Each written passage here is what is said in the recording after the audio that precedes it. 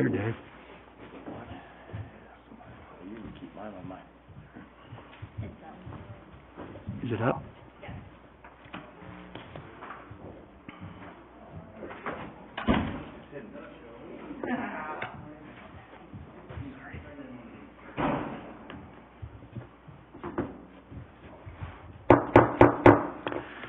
I will call the meeting to order. The meeting for October the 26th, 2020 at approximately 5:30 is now in session. Would everyone please rise for the pledge of allegiance to the flag led by Councilperson Farmer? I pledge allegiance to the flag of the United States of America and to the republic for which it stands, one nation, under God, indivisible, with liberty and justice for all.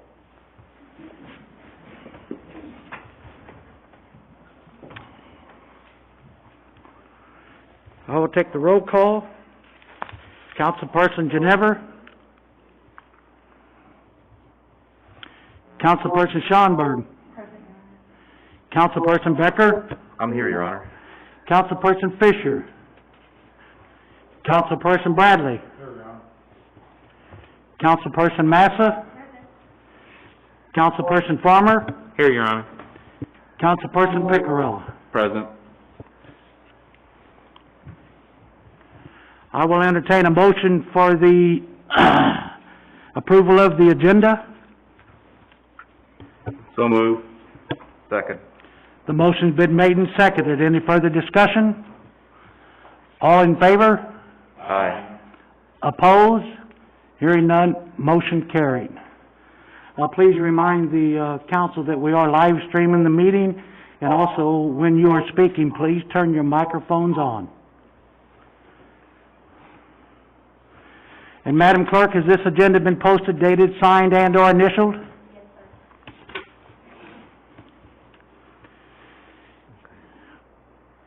sir. Has everyone had the opportunity to review the minutes of September the 28th, 2020? If so, I'll entertain a motion. I'll move to approve the minutes from the September 28th meeting. Second. The motion's been made and seconded. Any further discussion? Mayor, did we not have minutes from the October 12th meeting? I will have those at the next meeting. Okay, thank you. Sorry. It's okay.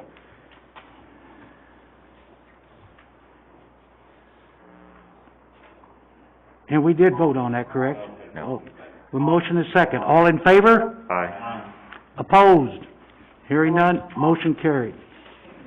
Public comment, we have none. Check register and bills, Councilperson Becker and City Clerk. I'll move to approve the check register and bills as presented unless the city administrator has anything he'd like to point out. I do not. Second. The motion's been made and seconded to approve the check register and bills. Any further discussion? All in favor? Aye. Opposed? Hearing none, motion carried. Committee reports. Water Committee, Councilperson Piccarella. I don't have anything. Public Welfare and Fire, Councilperson Fisher. Do you have anything on Public Welfare and Fire, Mr. Eisenbeis? Okay. Building Commissioner, Mr. Cox, do you have anything on that, Mr. Eisenbeis? Street and Street Lighting, Councilperson Bradley. I do not have anything.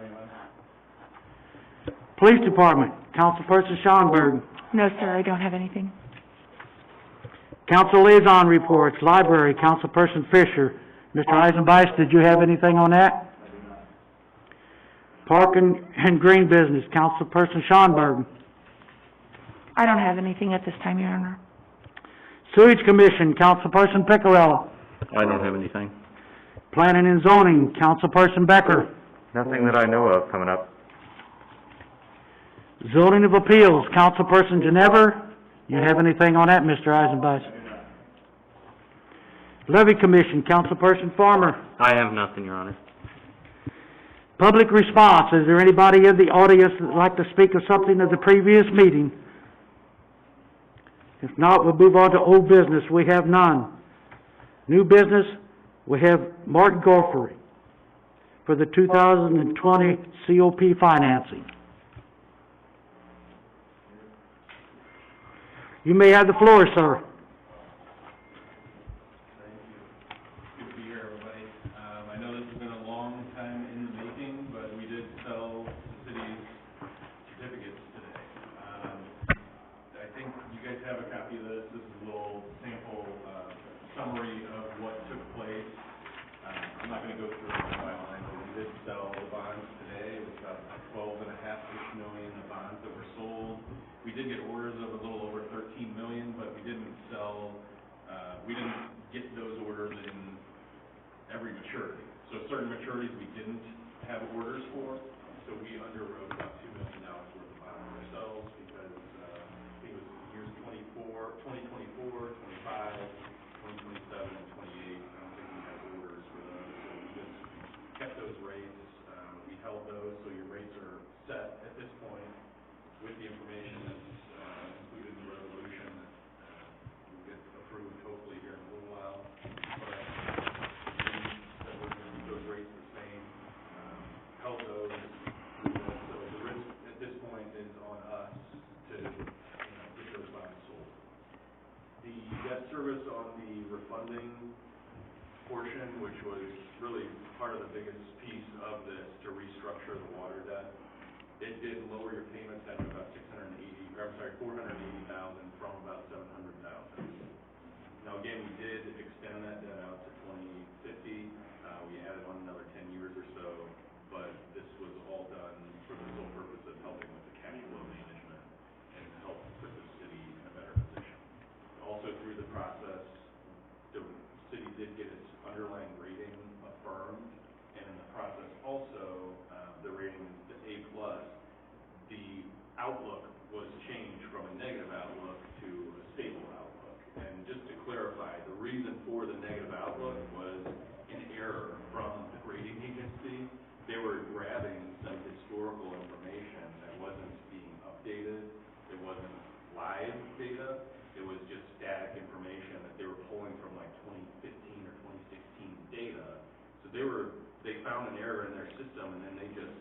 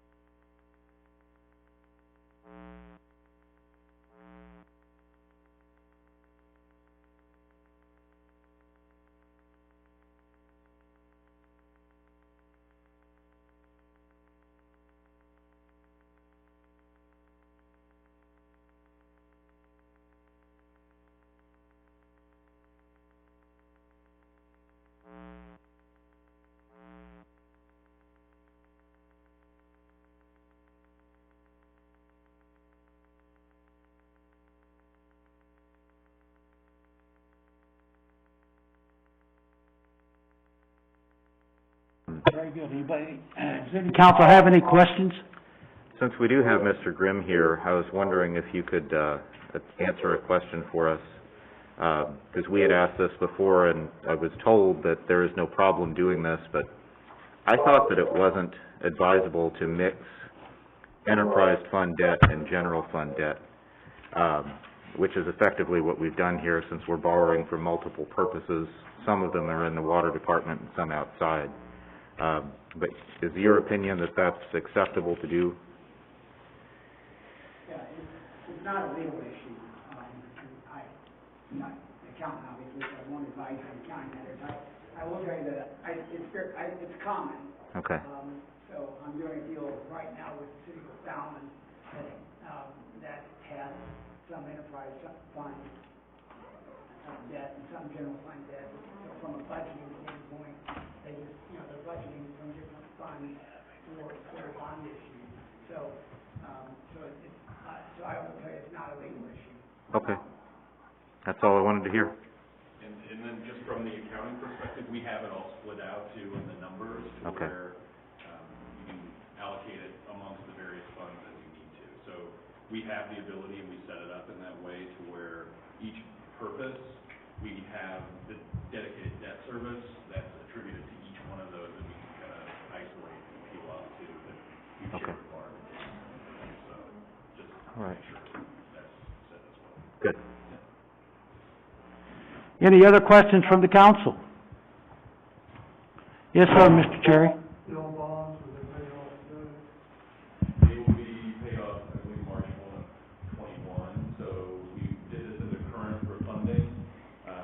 We have the date of these bonds will close on December 1st, which is going to be within that 90-day window, so that way we can get this completed. The current refunding will close December 1st, the money will get dispersed to the various banks, and then on March 1 of 2021, that's when they will be paid off.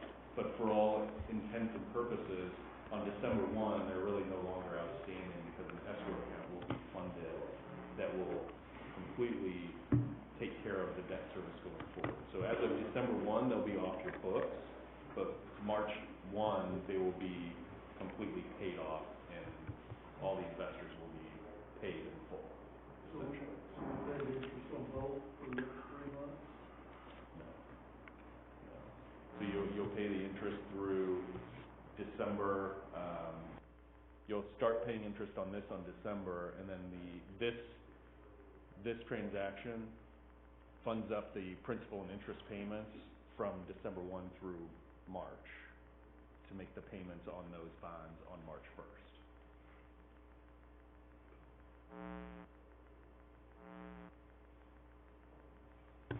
Anybody else have anything?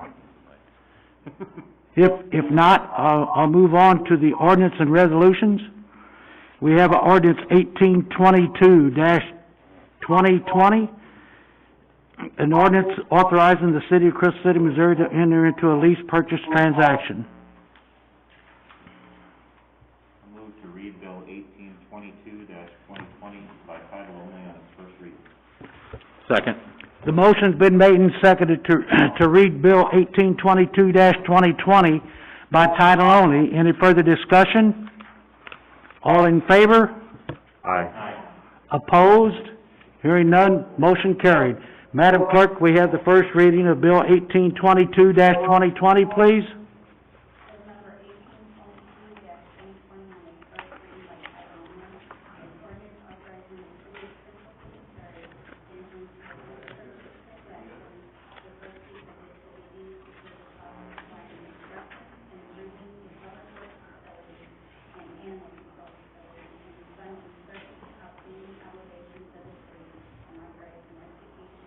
Documents and actions in connection therewith.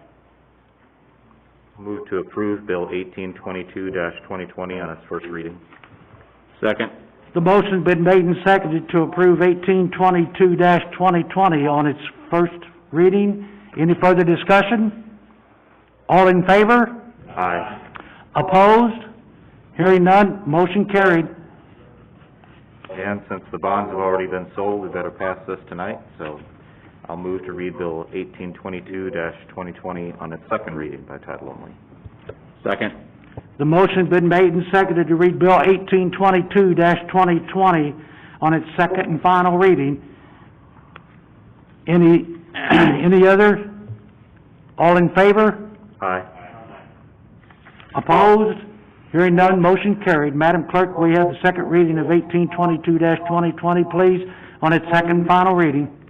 Bill number 1822-2020 on its second and final reading by title only. An ordinance authorizing the city of Crystal City, Missouri to enter into a lease purchase transaction, the proceeds of which will be used to pay the cost of acquiring, constructing, and improving a public works facility and animal control facility, and refunding certain outstanding obligations of the city, and authorizing the city for the execution of certain documents and actions in connection therewith. I move to accept Bill 1822-2020 on its second and final reading. Second. The motion's been made and seconded to accept Bill 1822-2020 on its second and final reading. Any further discussion? All in favor? Aye. Opposed? Hearing none, motion carried. I will poll the council. Councilperson Bradley? Yes. Councilperson Farmer? Yes. Councilperson Becker? Yes. Yes, Councilperson Schonberg? Yes. Councilperson Picarella? Yes. And Councilperson Massa. Yes. And Bill 1822-2020 now becomes Ordinance 1822-2020. Is that correct, Madam Clerk? Yes, sir.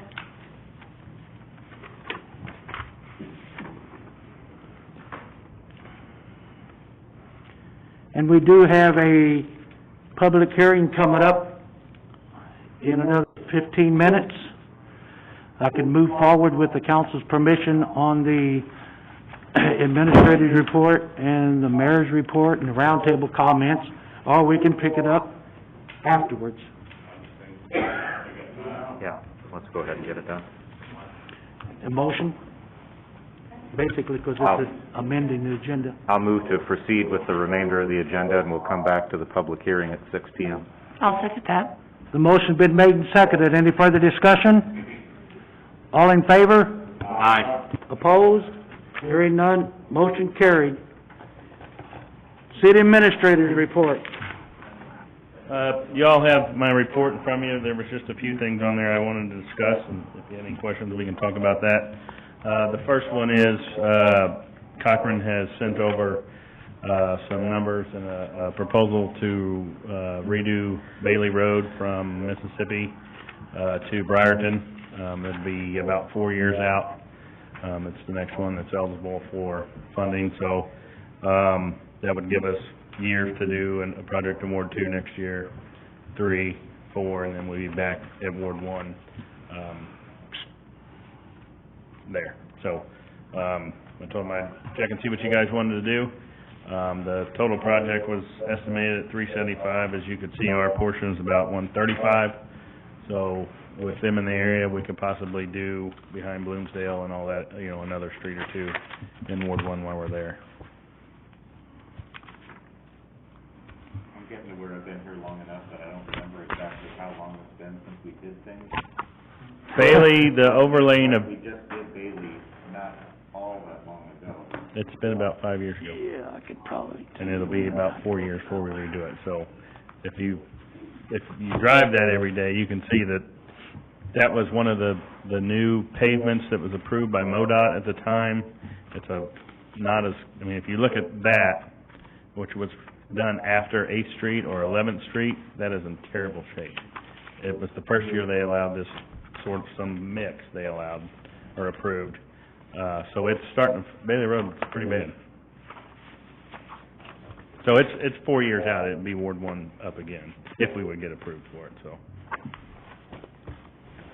And this is just, do we want Carl to bring a proposal forward and do some pictures and you guys decide then? If you don't wanna do it, we'll, Is this, all we have to do is the road, no sidewalks, no curbing, it's Yeah. just the road? yeah. There may be right, yeah, all that, it's just a repavement, there may be, I'd have to go back and look at, there may be a curb that needs fixed here or there or something, but it's not a full-blown project. It's paving from the bridge all the way to Briarton. Striping, things like that, so. Okay.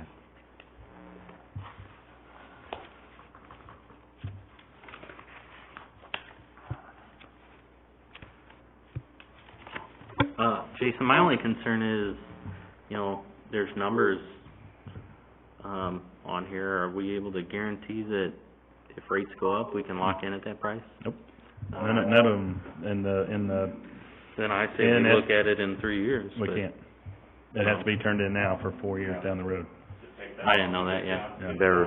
So every one of these that we've done is probably a dozen. These are estimated numbers, so add 10% onto it. I mean, they bid them now, and they bid them a little bit high. There's some contingency funds, and he'll have a whole breakdown of everything. But this is what it's based on now, so. Well, It's an 80/20 grant, so we're paying 20% of the entire Yeah. project, so it's one of those. I don't know. I'm ambivalent about it because there's so many other side streets and things that need to be looked at in the city. But I guess if this is the only street we're gonna have by then that will qualify, we might as well apply. And if we get it, like I said, I think we'll be able to we could probably, since they're there, throw on another street. By then, maybe we'll have Walnut or something like that done. They're in the area, it's cheaper to pave, so. Okay. Just playing devil's advocate here, but with us moving the street shed, there's gonna be a lot more heavy equipment on Bailey, so if it's already in bad shape, add more wear and tear than what's normal. We can look at that, doing that street at the same time. If we do this, the mobilization's not there, you know, the machine's already there, so when you go and do, let's just say we want to do Walnut and Chestnut, and it'll be twice as much without them there. It's kinda like we did when we did Maple, and they're on Pine for $30,000, because they were there, or 19,000, whatever it was, I don't remember now, but, I mean, if we wanna, they have to put in for these now, actually, it's about February when they put in for them, or we pass it up, doesn't matter to me. Anytime, my feeling is anytime you get an 80/20 split, you almost have to take it, because that's our tax money that's going someplace else if we don't use it. Well, and we have about $250 a year that we collect, $250,000 a year in road tax, so the odds of us having another $100,000 to do a couple more streets over there while they're there are pretty good. Well, we still gotta talk about the airport road. Yeah, I figured we'd do that. Yeah, they hit me with it again, so I wanna get Okay. you and probably Tom or whoever together. Believe me, I'm all for the 80/20 grants. So what I'm thinking is, we have a lot of people that live on Lindsay or Taylor or wherever, that their street's in pretty bad shape too. And if we throw all of our money toward the 20% match on these 80/20 grants, we don't really have anything left to do those kinds of projects. Let's have Carl bring a proposal. Okay. We'll look Yeah, at it. have to bring a proposal, that would be my recommendation. Bailey Road was done in 2011 and 2013, so it's been a good, Two separate grants. yeah, it's been a good, 7 years, he had another 4 years on to that. Yeah. So, of course, it's up to the council, so. So I'll have him come to our next meeting, which is discussion number 2. When do you guys want to have the November and December meetings? I only mention this because those are the short weeks of the holidays. So we can move it a week ahead of time, we can keep it the same week. Doesn't matter, the Christmas parade this year is November 30th, so we're not scheduled. When is the next scheduled The meeting? 23rd, it's the week of Thanksgiving. The proposal is to move it to the 16th. Right. I'm okay with those dates, Jason. Moving it? Yes. Okay. I'm okay either way, honestly. Everybody's good? You're probably hunting. If you move it to the 16th, I will not be here. Okay. Jack? You good? All right, so somebody make a motion to move the meeting. I'll have to check my work schedule and. Check with Pickrell, maybe you guys can ride together. Oh, okay. Somebody can make a motion that we change the dates, please? I'll make a motion that we change the date to November 16th.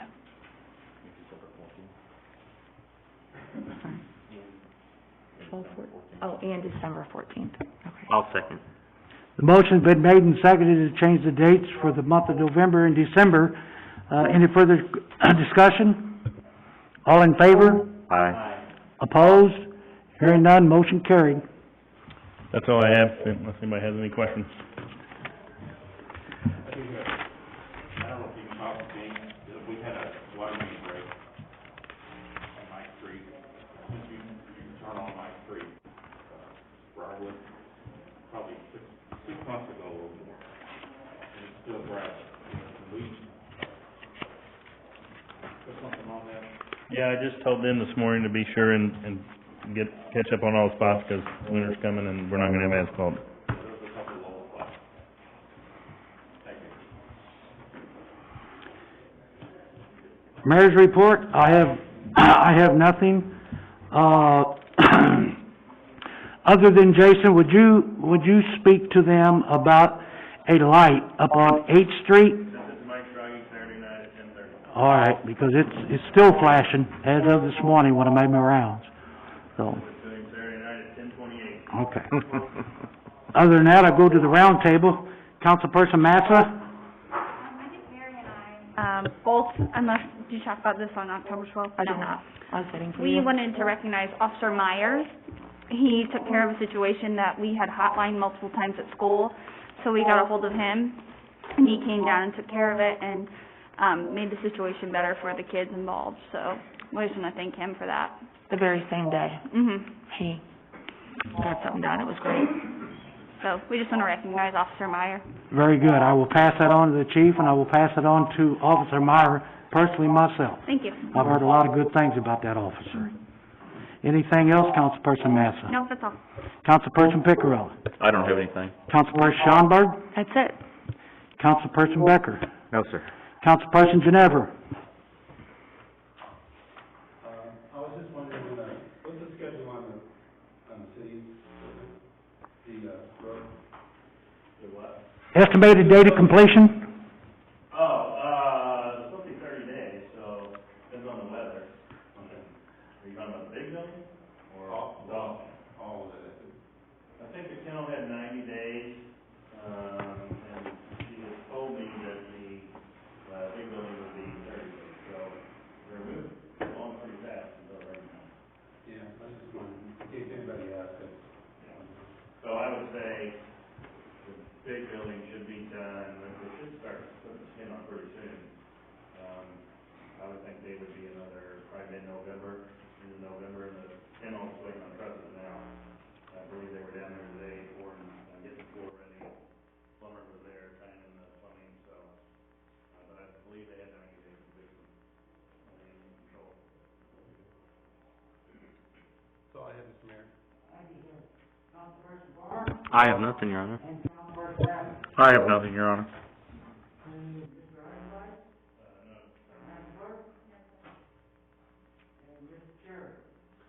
Just like to thank everybody that, worked so diligently to get the, water treatment plant refinanced. I think that's gonna, we've heard for years about how high Sioux, City water is.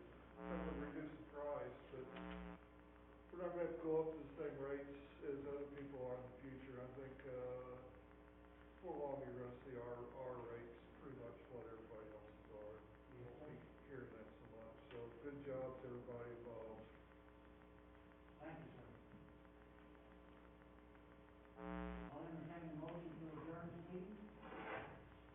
Make a motion to adjourn. All in favor? Is there a second? Well, do we adjourn this before There, the public hearing? yeah, I'll go back there. I'm sorry. I apologize. Oh. Resend it.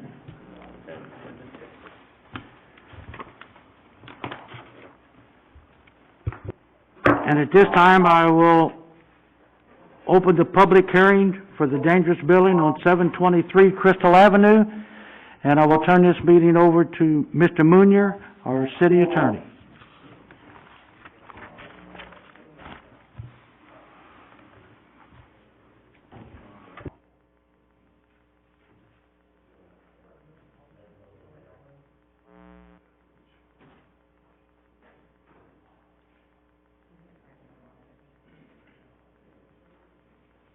For you all, I can't see your mouse moving, so I don't know who you are when you're speaking. So, would you please identify yourself before you speak, just for my benefit, because I'm gonna have the same problem, even though you're speaking and you're up there, and you're identified by place, I will not know who you are. That was the voice behind this man. No, the way God is like a silent, it's fine.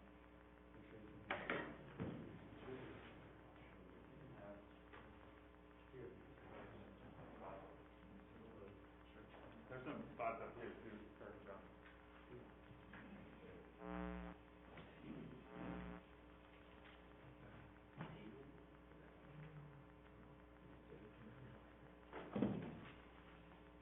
Randy, can you Gary.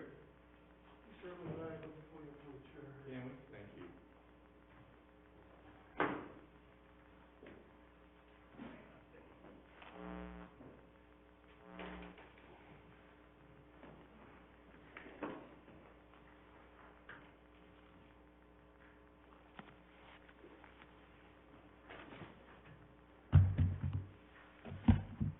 You ready, Carolyn? All right, so the mayor has called for a public hearing, the matter of 723 Crystal Avenue, Crystal City, Missouri 63019.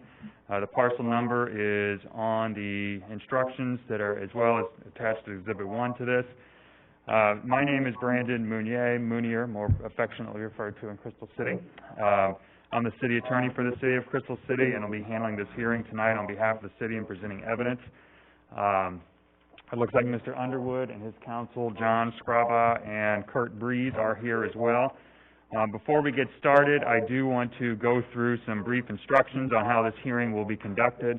So on Exhibit 1, this hearing is before the City Council of the City of Crystal City, Missouri, upon an order to show cause why a dangerous building, and I tried to put these up on the screen here for you to use your new technology. It didn't turn out as big as I would have hoped, so I do have paper copies for everyone here.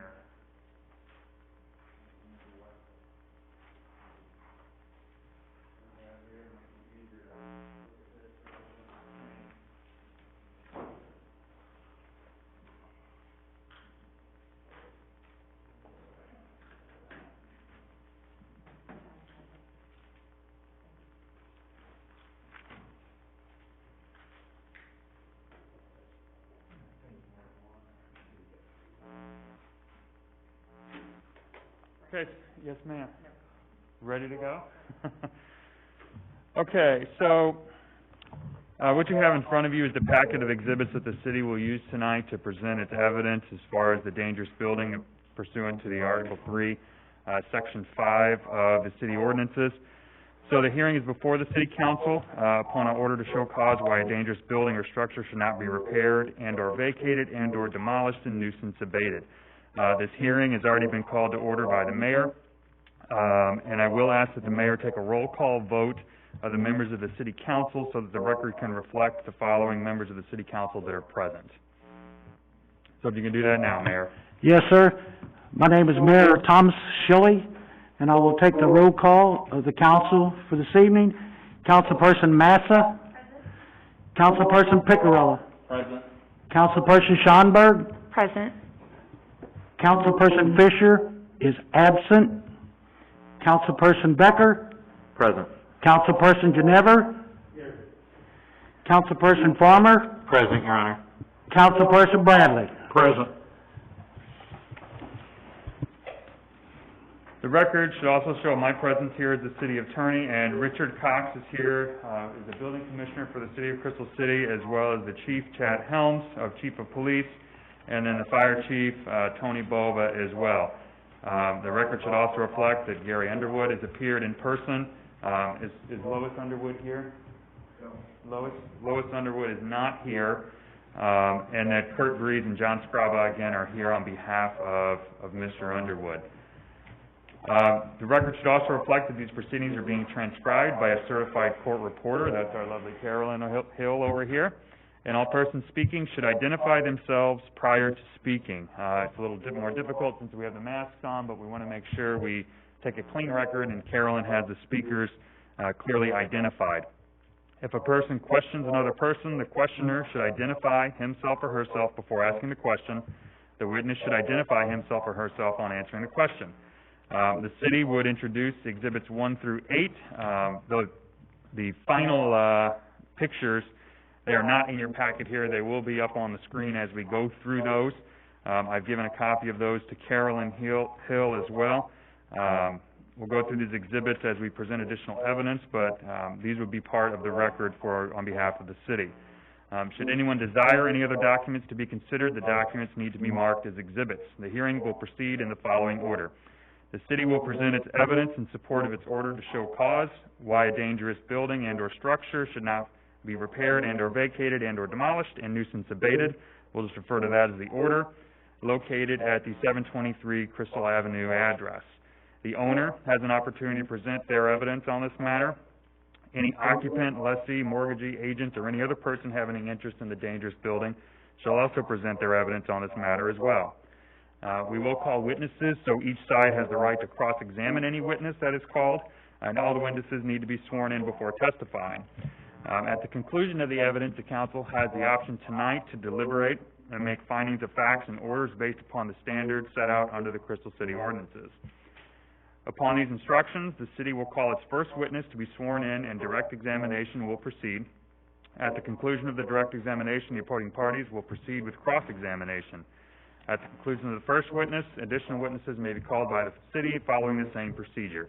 This procedure will be followed with all subsequent witnesses until the city has concluded its evidence.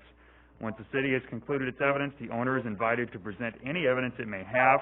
The first witness for the owner will be called and sworn in and proceed accordingly with direct examination.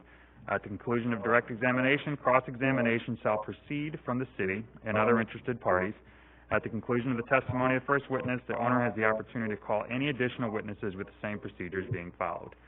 Once the owner has concluded his or her evidence, any additional occupants, mortgagees, lessees, or persons having an interest in the property may call any witnesses that they desire to present evidence. The same procedures will be of direct examination and cross-examination will be followed. Once all parties have concluded their evidence, the City Council will adjourn to deliberate the evidence and make its findings of facts in order.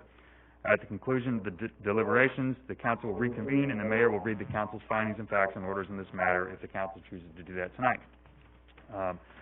With that being said, we will proceed forward under the city's dangerous building ordinance. That is Article 3. It's up on your screen there as Exhibit 2. So Article 3, Section 5-34 through 5- looks like 44 are the provisions that we're proceeding under here tonight.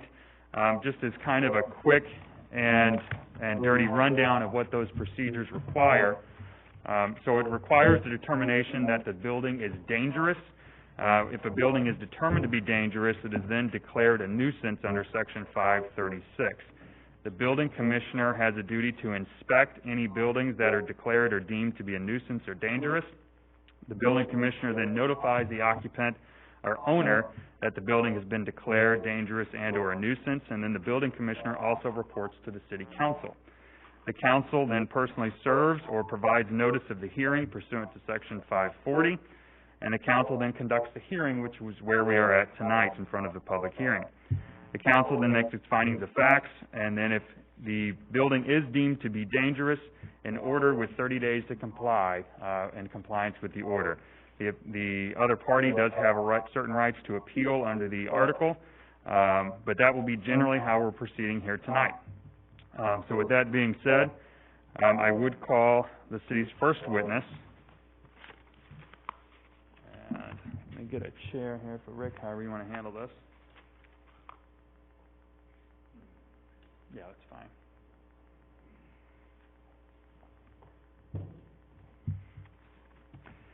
So the city will call Richard Cox as its first witness.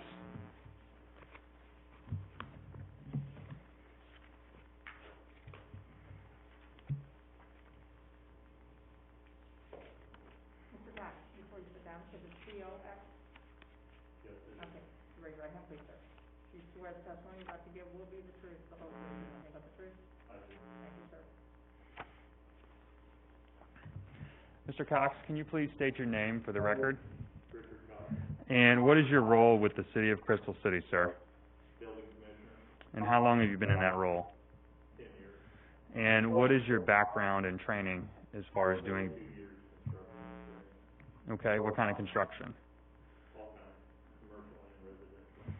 Okay, and do you have any particular training to be a building commissioner for the city of Crystal City? Other than experience, Do you have any certain licensures to do this kind of work? Okay. Mr. Cox, are you familiar with the property, 723 Crystal Avenue in Crystal City, Missouri? And have you had an opportunity to inspect that property? And generally, Mr. Cox, could you tell me what you have seen upon your inspection? seen a failing foundation, has approximately 6 to 8 inch cracks in it,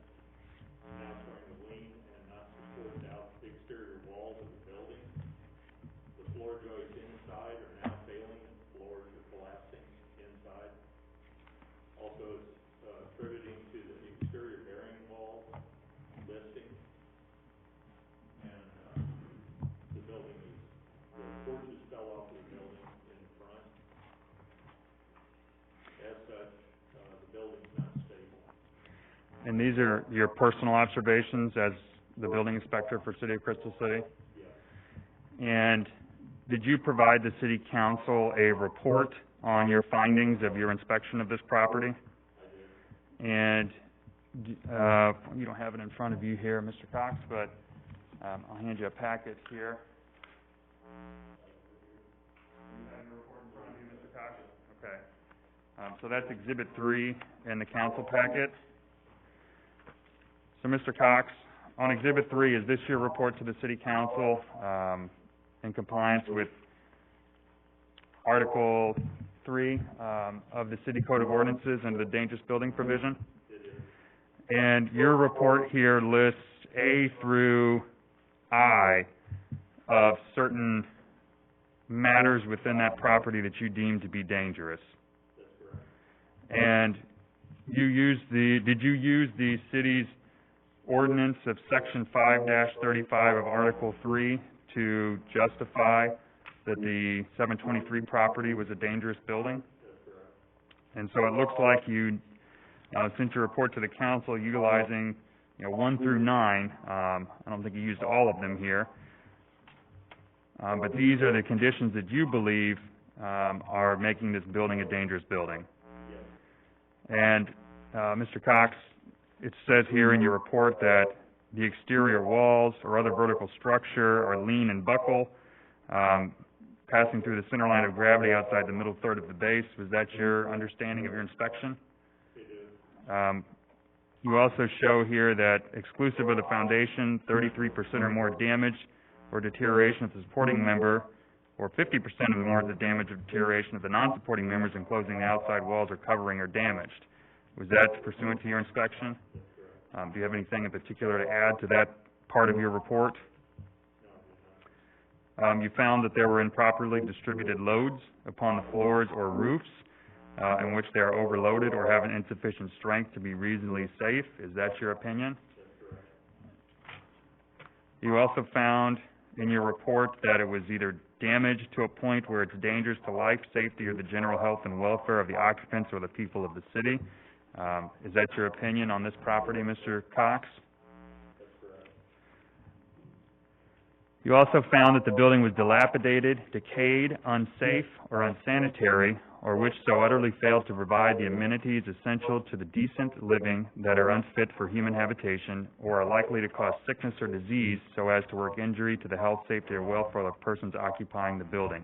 That's listed as number E in your report, Mr. Cox. Is that your opinion as far as the condition of 723 Crystal Avenue? And if we went through all of these, Mr. Cox, it doesn't require all of them, but F, G, H, and I, you also believe that these are current conditions of the 723 property which make it a dangerous building pursuant to the ordinance. Is that right? As part of your report, Mr. Cox, did you receive any recommendations from the Crystal City Fire Department?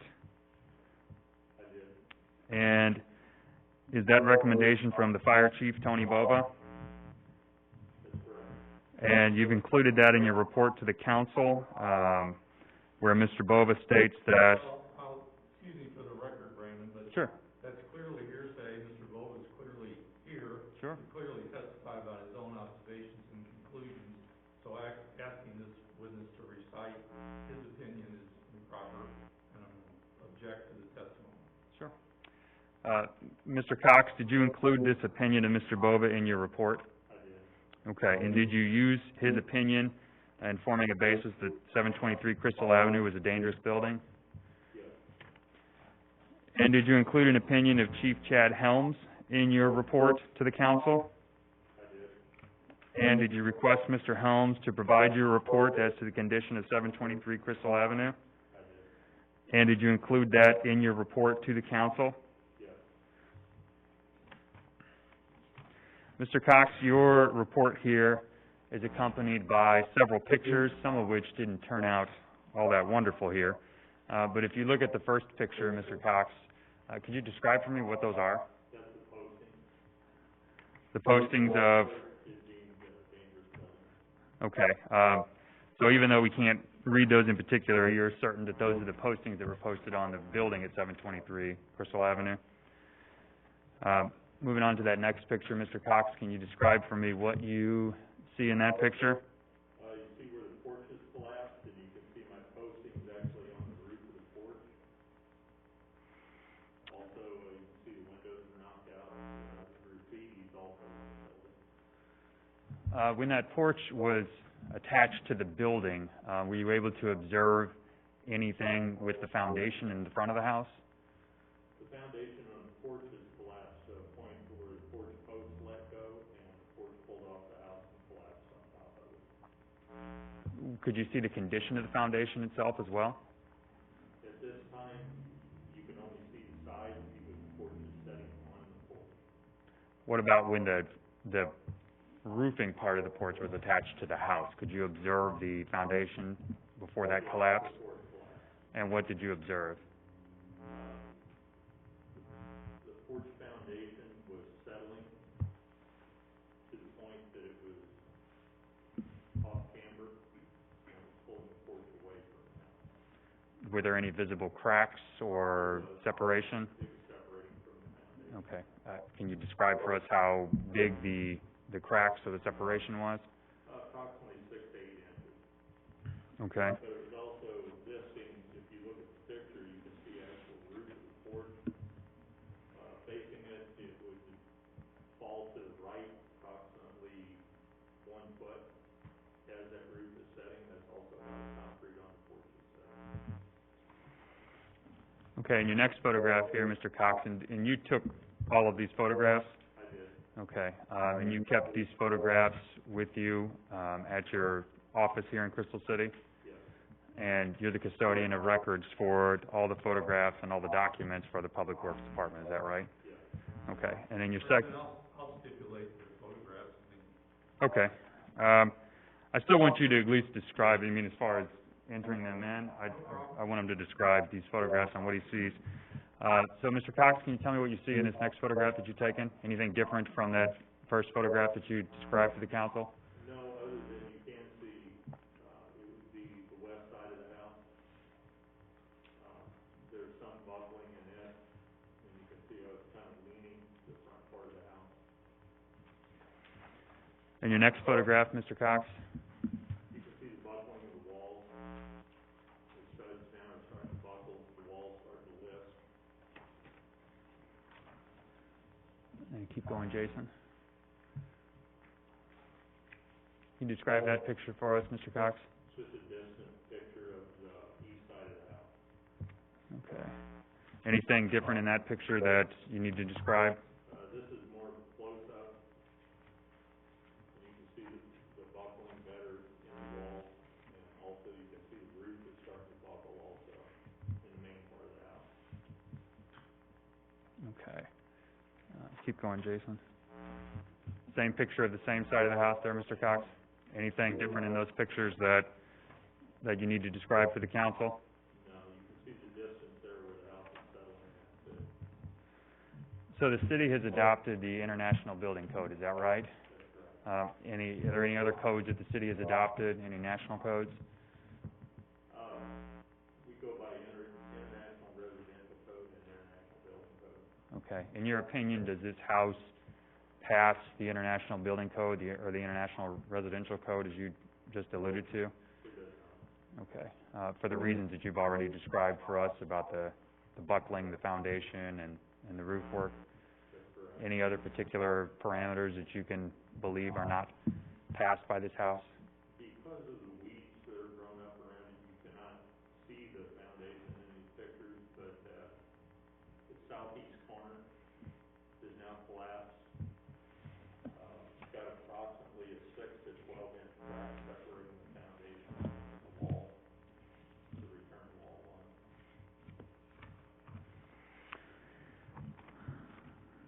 Okay. And just to clean this up for the record, first I'll do these one by one, just so in case you have any objections that you can lodge those. I'd like to admit Exhibit 1 into evidence, which is the instructions for the public hearing. No objection. I'd also like to admit Exhibit 2, which is the city's dangerous building zoning ordinance, or dangerous building code, which is Article 3, Section 5 that we discussed. No objection. And then, Mr. Cox, I would like to admit Mr. Cox's report, Exhibit 3, into the record as well.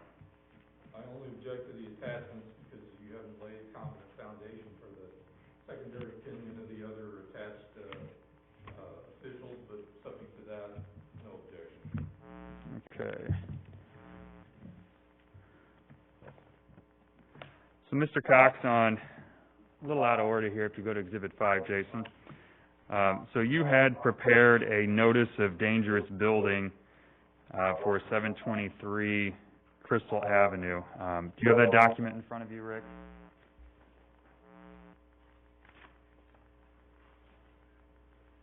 Why don't I just make it easy for you and hand you Exhibit 5 here, that's all right?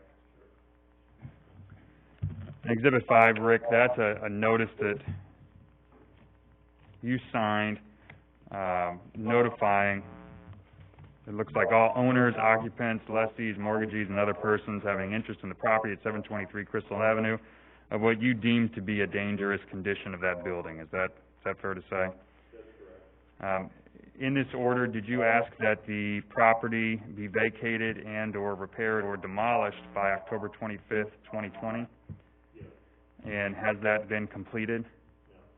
No. Have you seen any work be performed on that property as far as cleanup, repair, or demolition work during the 30-day period? No. And is this notice a notice that you provided to Mr. and Mrs. Underwood? Yes.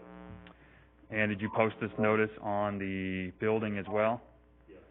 And was that on or about September, looks like 25th, 2020? Yes. Okay. I'd like to admit Exhibit 5 into the record. No objection. Now, back on Exhibit 4,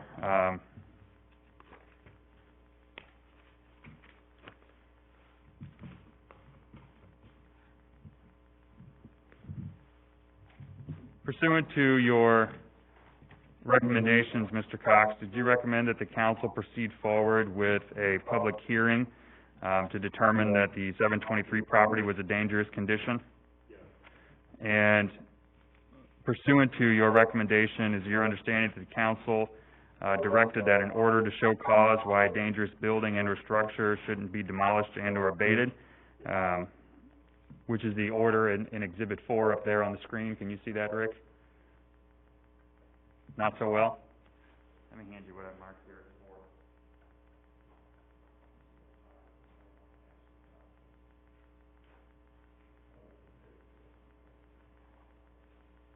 So do you recognize that document as the order that was prepared pursuant to your notice to move forward with the hearing here tonight? Yes. And that utilizes your report and your findings of the inspection of 723 Crystal Avenue, is that right? It does. And that order was served on Mr. and Mrs. Underwood personally, is that correct? Yes. All right. I'd like to admit plaintiff's exhibit, what do you got in front of you there, 4, into the record as well.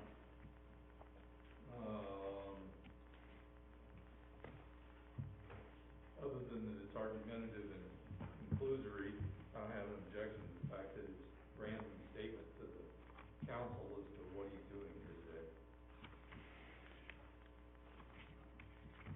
So, Mr. Cox, you don't have this in front of you either, but Exhibits 6 and 7. So is it your understanding that the city has served the documents that we've just referenced, the public notice of a public hearing, the order to show cause, and then your notice of a dangerous building on the owners of the property, Gary and Lois Underwood? We'll stipulate the service and notice. Okay. So we'll admit Exhibits 6 and 7. No objection to 6. What's 7, sorry? 7 is just Lois's, so it's Oh, no, the same documentation with Lois.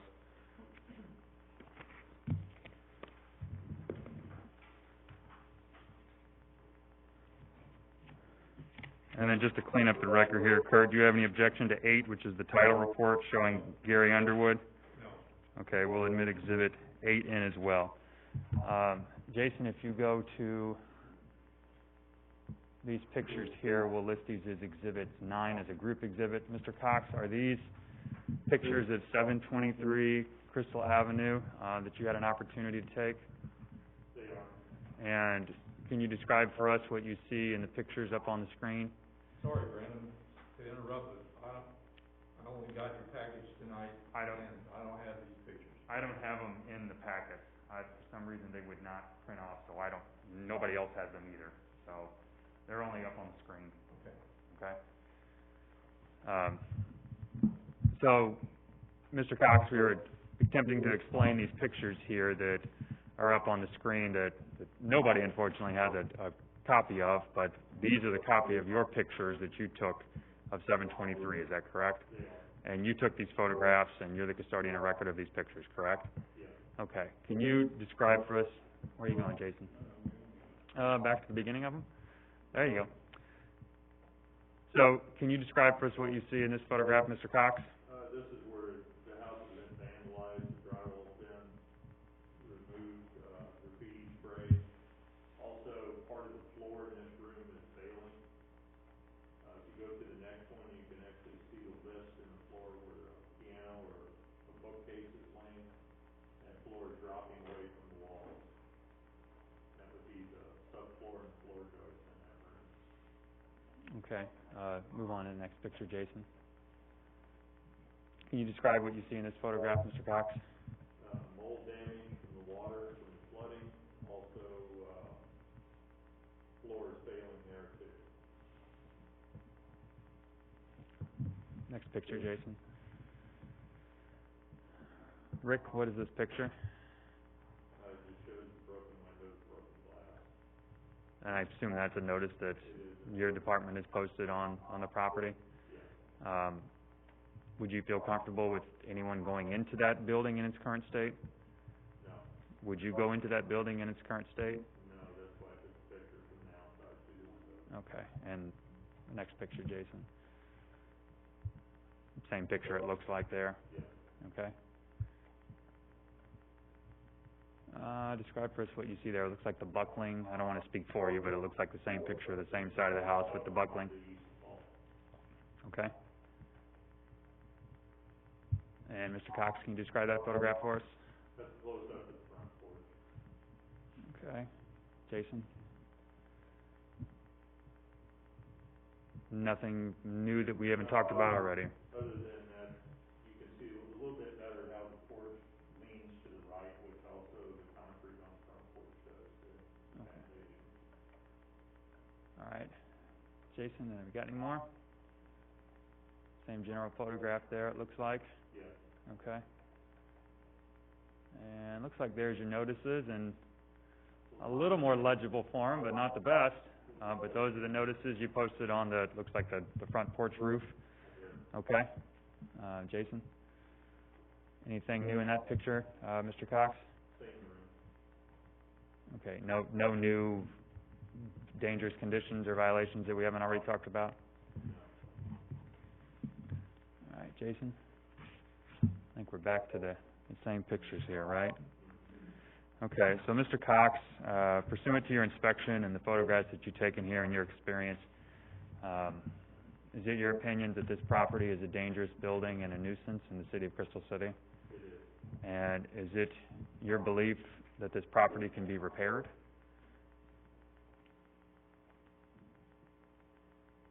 No. Okay, so if it can't be repaired, then the alternative is that this property, is it your opinion that this property should be demolished? That's correct. And that's what you're seeking as far as the order from the council, is that the property be demolished and that the owner be provided 30 days to make the necessary arrangements to demolish the building, and if that is not done, that the city would proceed forward and demolish the building? That's correct.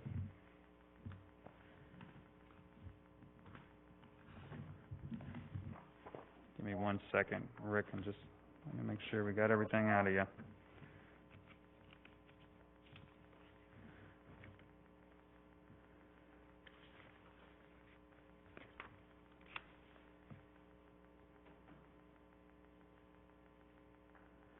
So nothing as far as the condition of the building, in your opinion, has changed from the 9/25 determination, the September 25th, 2020 determination until today's date. Is that my understanding? That's correct. Okay. All right, Mr. Cox, I have no further questions of you at this time. Mr. Underwood and his counsel have an opportunity to ask you questions now as well, so I'd ask that you'd remain seated there and you're still under oath, okay?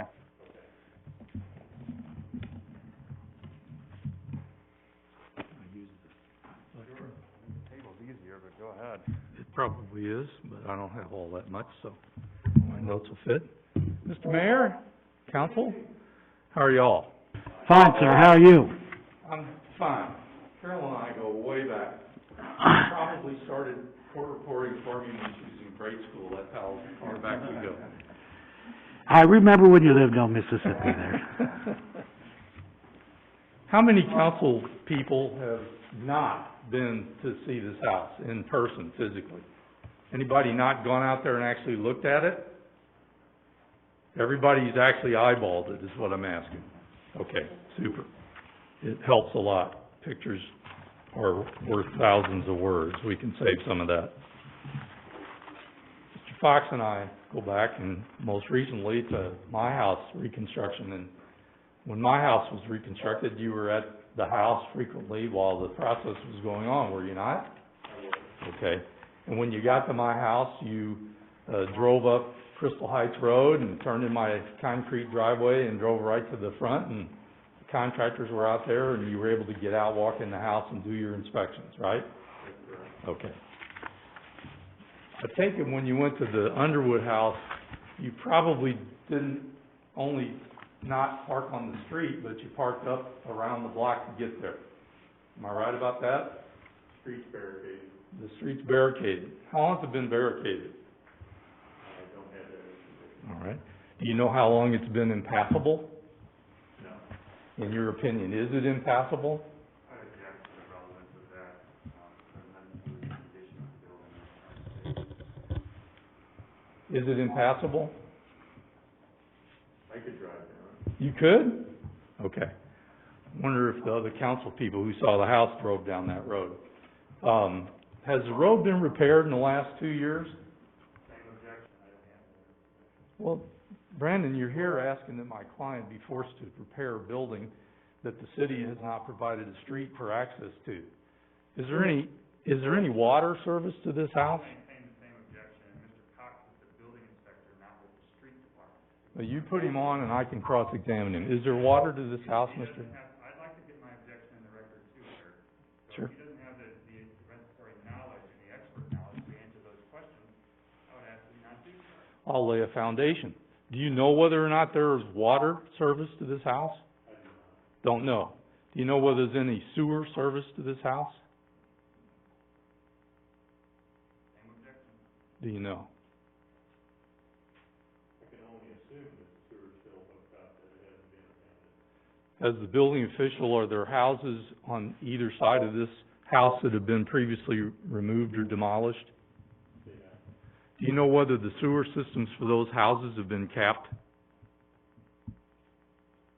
In one case, yeah. Yes, it is capped. Yes. And is there another one that's not capped? That I don't know, because I was present at the demo. All right. Do you know at one point in time, the federal government was willing to spend over $100,000 to repair this house? No, I'm not privy to that. You don't know that? No. Okay. When did this house first come to your attention as something that you should look at in your official duty as the inspector for the city? Approximately year and a half ago. Year and a year and a half ago?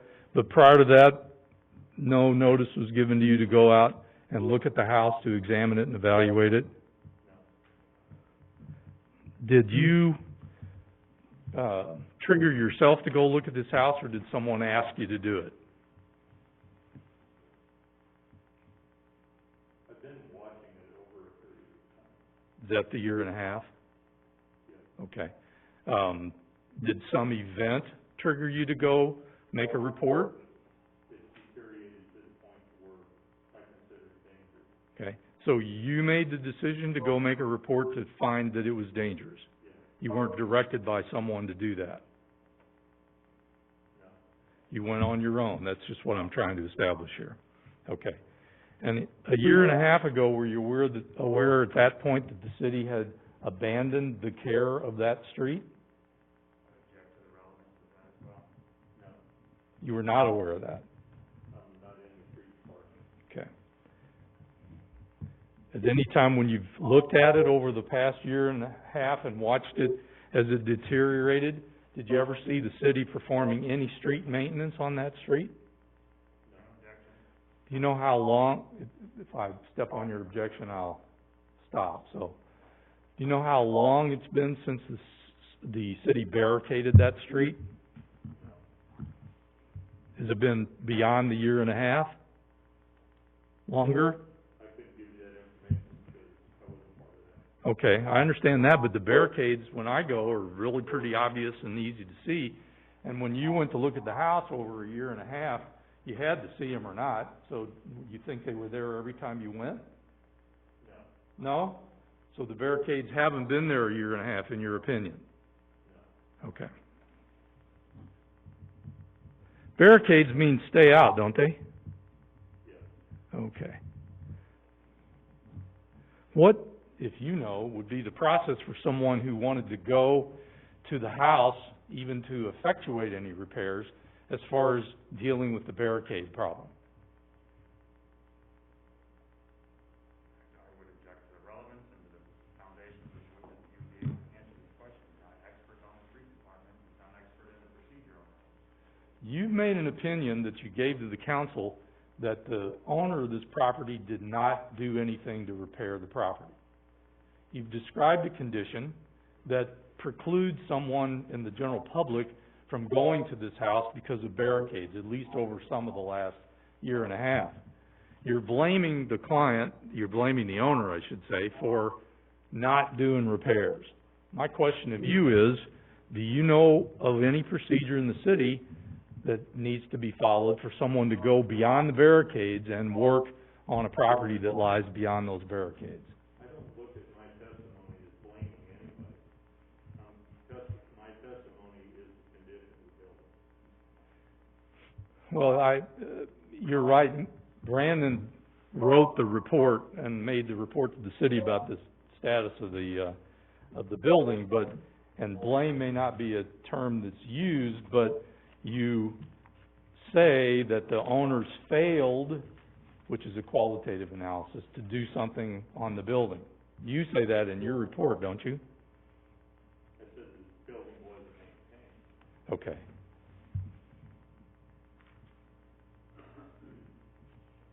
Do you know how long it's been since anyone's lived in this building? I could only speculate on that. Can you speculate? I would object on speculation. Based on whatever you know that would be qualitative for you? Let's look at it this way. Beyond a year and a half?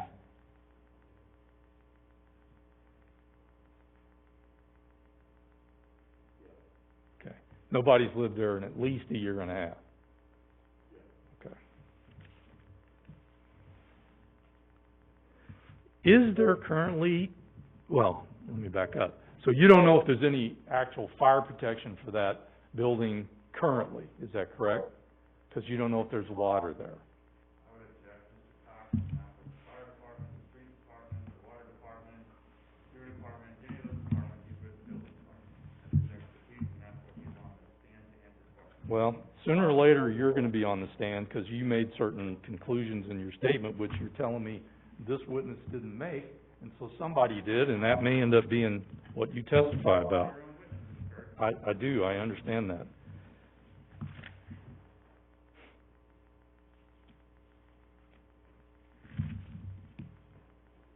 Where's the nearest house to this house?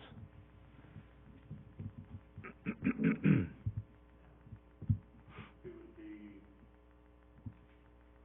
approximately 300 yards to the east. 300 yards? 300 yards. 900 feet. Far enough away that the burning of this house is not a danger to the adjacent house.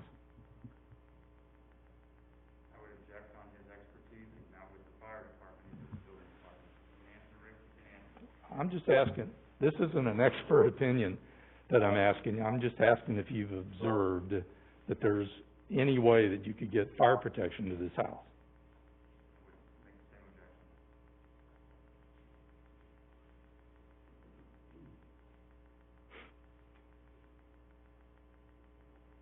Did you answer me? No, I did not. Okay. I'm sorry, I wasn't stepping on you. You're thinking about it. I got you.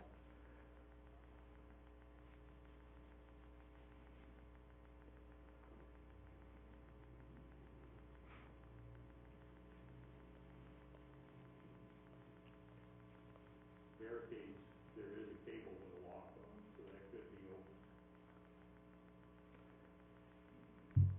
Where's the nearest fire hydrant? I couldn't tell you. Do you know if there's even one on the street? I do not. Do you know if there used to be one on the street? Do you know if one got taken out of this street? You don't know anything about the presence or lack of presence of a fire hydrant, nor the history of one being there and later being gone? No, nothing about that. Okay. Maybe you said it, and if you did, I apologize, because I'm gonna ask you again, but did you render an opinion about whether or not you thought this house could be repaired? I did. And do you think it cannot be repaired? No. Okay.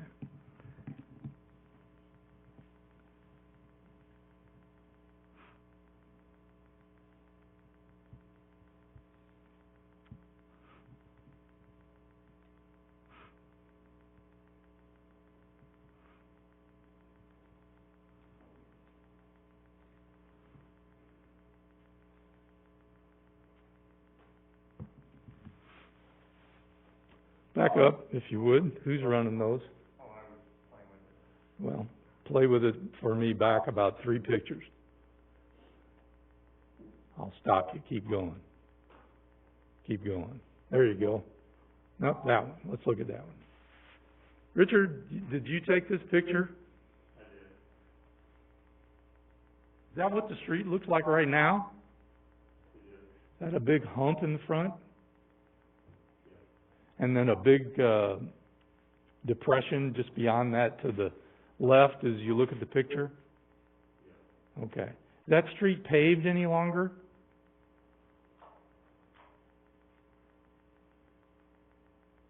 There is some pavement, but mostly rock. That's asphalt pieces that we're looking at kinda in the middle of the picture, isn't it?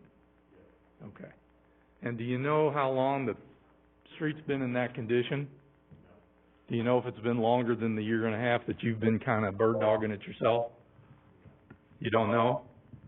Okay.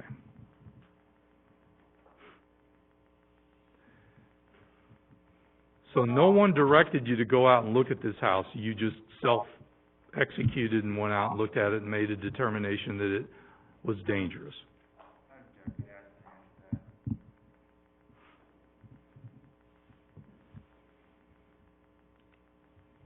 Is that correct?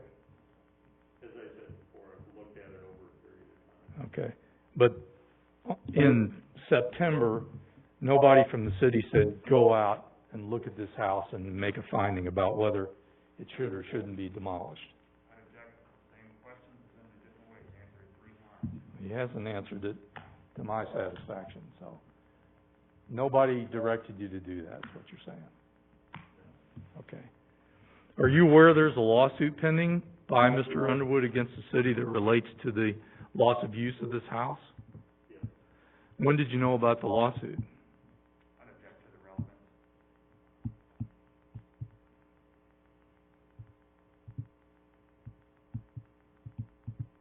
Approximately a little over a year ago. Okay, so within that year and a half that you've been bird dogging the house condition? Okay. This process has another phase after today, and that's if the city decides to demolish this building, then there's a cost assessment procedure as well. Is that your understanding? Okay, well, you're okay, so you don't know the answer to that. All right.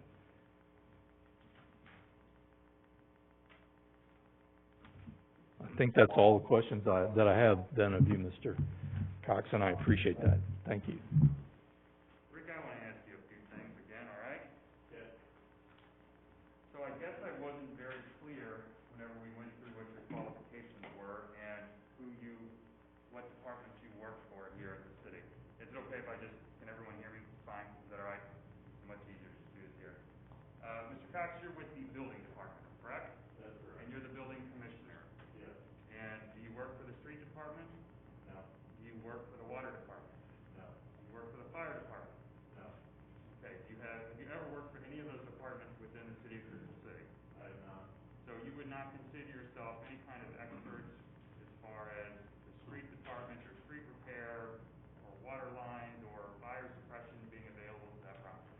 No. Is it your opinion that those items are necessary and required from you to make the decision that you did that this is a dangerous building under the ordinance? No. And Mr. Cox, Mr. Breeze asked you some questions about procedure on how to remove barricades. Did Mr. Underwood ever contact you after being notified that you deemed his property to be a dangerous building? No. Did anyone on Mr. Underwood's behalf ever contact you to try and come up with a plan on how to repair the property or demolish the property or do any other modifications to the property? No. Has anyone from Mr. Underwood outside of this hearing, just within these past 30 days, ever contacted you to try and repair the property? No. Has anyone from Mr. Underwood's representation ever asked you to remove the barricades? No.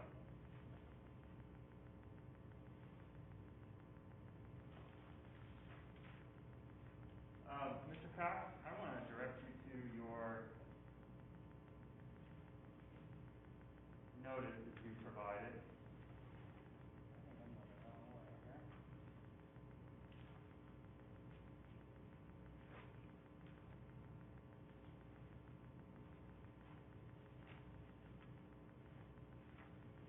There we go. Do you still have that in front of you, Mr. Cox? Which one is it? This is Exhibit 5.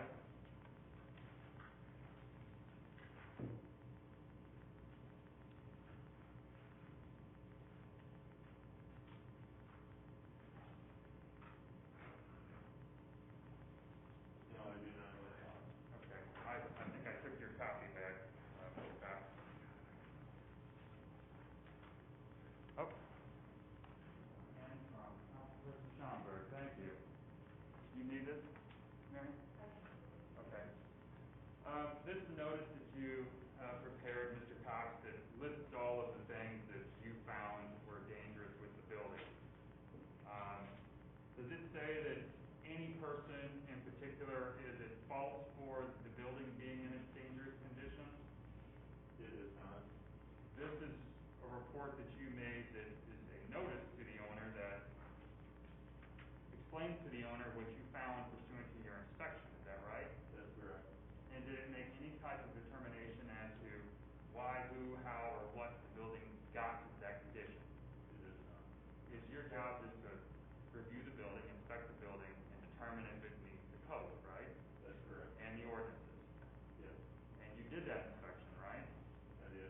Pursuant to that inspection, you used the ordinance as set forth in Section 5-35 to determine that this building did not satisfy the criteria in that ordinance? Yes. I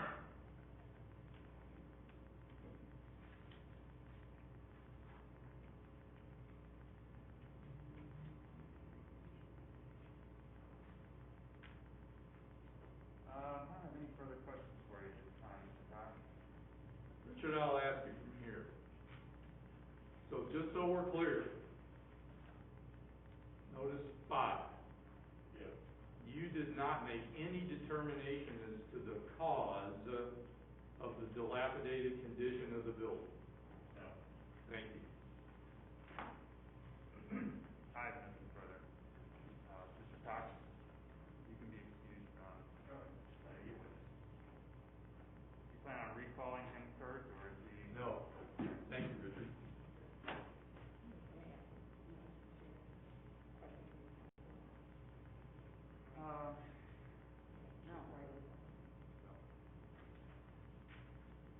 Let's take a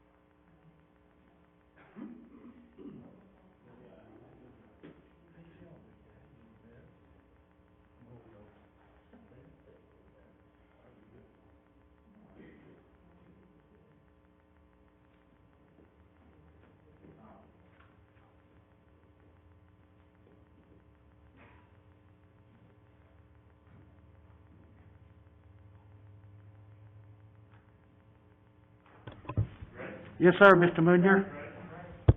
Okay, see we call its next witness, Mr. Tony Bova to the stand.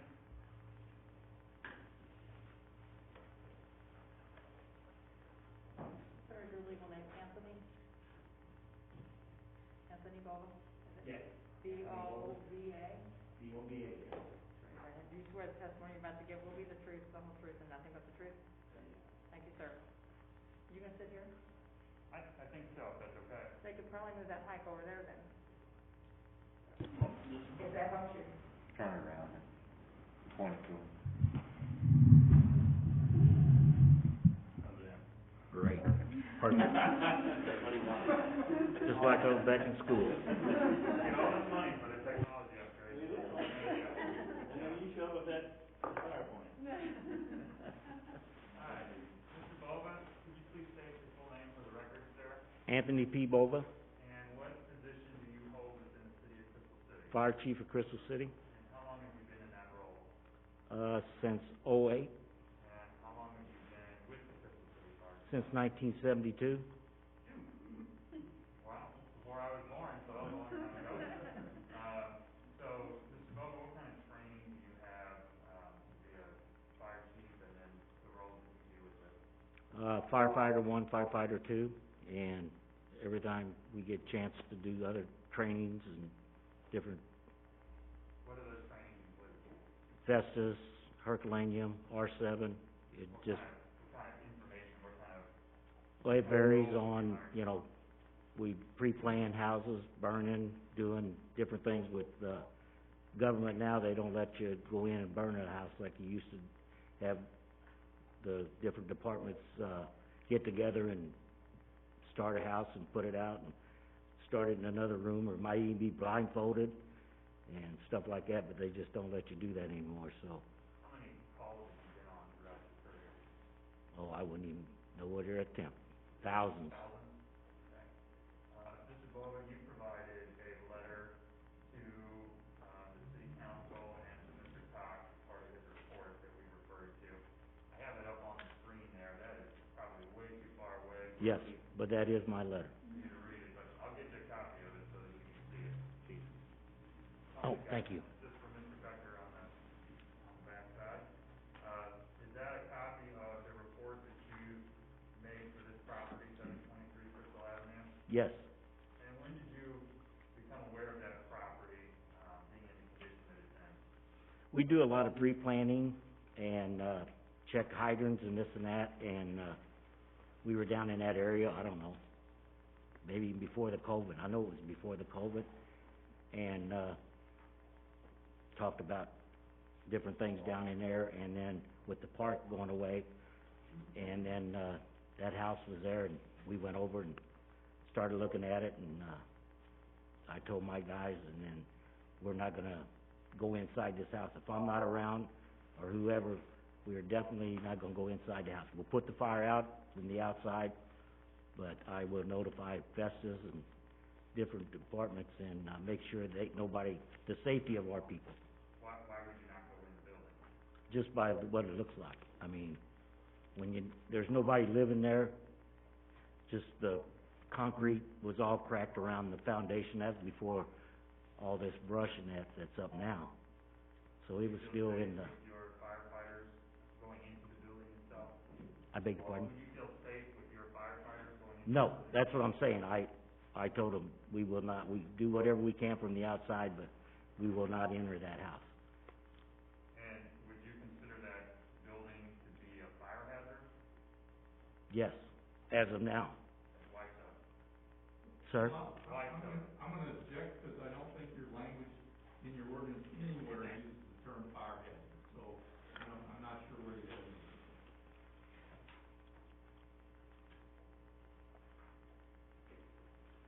So, Mr. Bowman, section 5-37 of the same ordinance we've been talking about, says in all cases where a dangerous building is a fire hazard, it shall either be repaired and or demolished. Do you believe that this building is a fire hazard? Oh, yes, it is a fire hazard, And we were speaking of as to why you believe that. So why do you believe that? because it's been empty so long, it's dried out, you know, it's just air's been through the windows. It's just, one of them houses has been there before any of us around here. I can remember, being a little kid and that house was there. Does the brush? The brush is gonna burn around it. Look, we gotta create a good record here, all right? So, let me finish that and then you can answer, okay? So does the brush contribute to your opinion that it's a Sure. fire hazard? Just like we were in the last, month and a half, 2 months, as dry as it's been. Any little fire, any brush fire, it could take that house up in a minute. Have you looked outside today?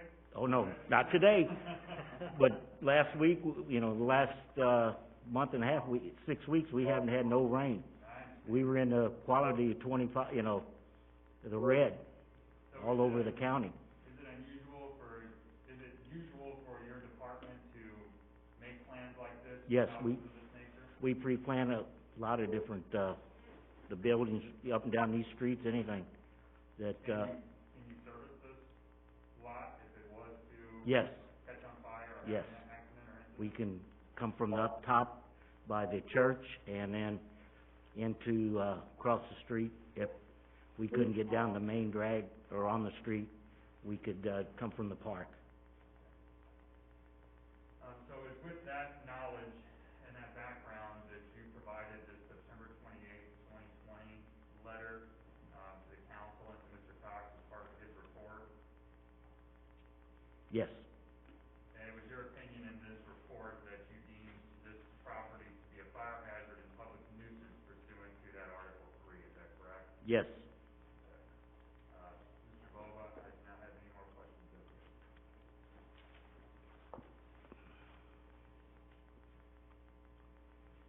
Mr. Bova, you've been the fire chief for how long? Since, 2008. Okay. Been on thousands of calls? Yes, sir. When you go to a call, you need to find a fire hydrant to get water to the fire usually? Yes, sir. Okay. Is there a fire hydrant on this street? Yes, sir. That's right. It is when you pull into the PPG, across from the Casey property, which is approximately 1,000 feet away. 1,000 feet away?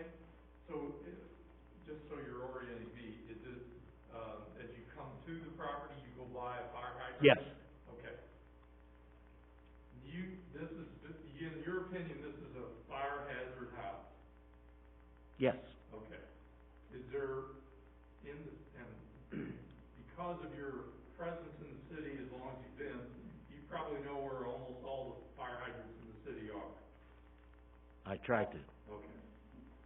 Why would the city take a fire hydrant out that's much nearer this house than one that's 1,000 feet away? I would object to speculation, it's irrelevant, but answer if you want. Well, you're the one that identified it as a fire hazard. So, do you know why the city would do that? I don't know that. I can't answer that. Same objection on speculation and relevant. Do you know if the city removed a fire hydrant that's within 100 feet of this house? There was one at that pole, but I couldn't tell you if it's still there in front of that home. But that's been years ago, if it's been gone. That's been gone? If it's gone, I'm saying, I don't know. You don't know if it's there or not now? No. Okay. Do you know if it was there in 2016?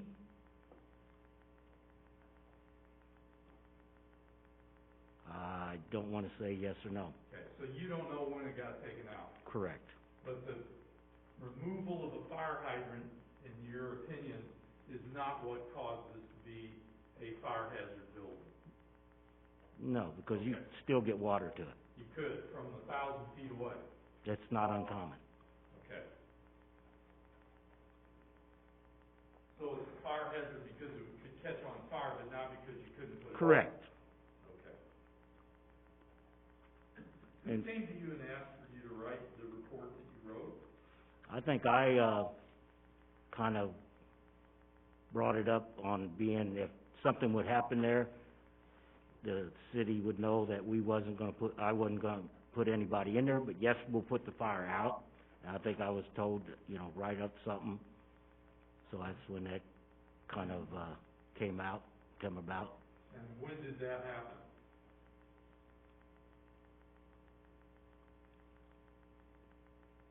Oh, month or two ago, I was talking with, Rick.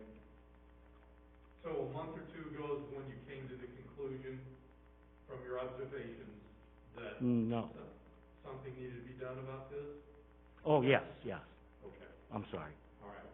And do you think you're the one that went to Rick, and then Rick made his report? In other words, you kind of worked together as you went through the report process? No, we were just talking, and I said, you know, that we're not gonna put anybody in, life in jeopardy.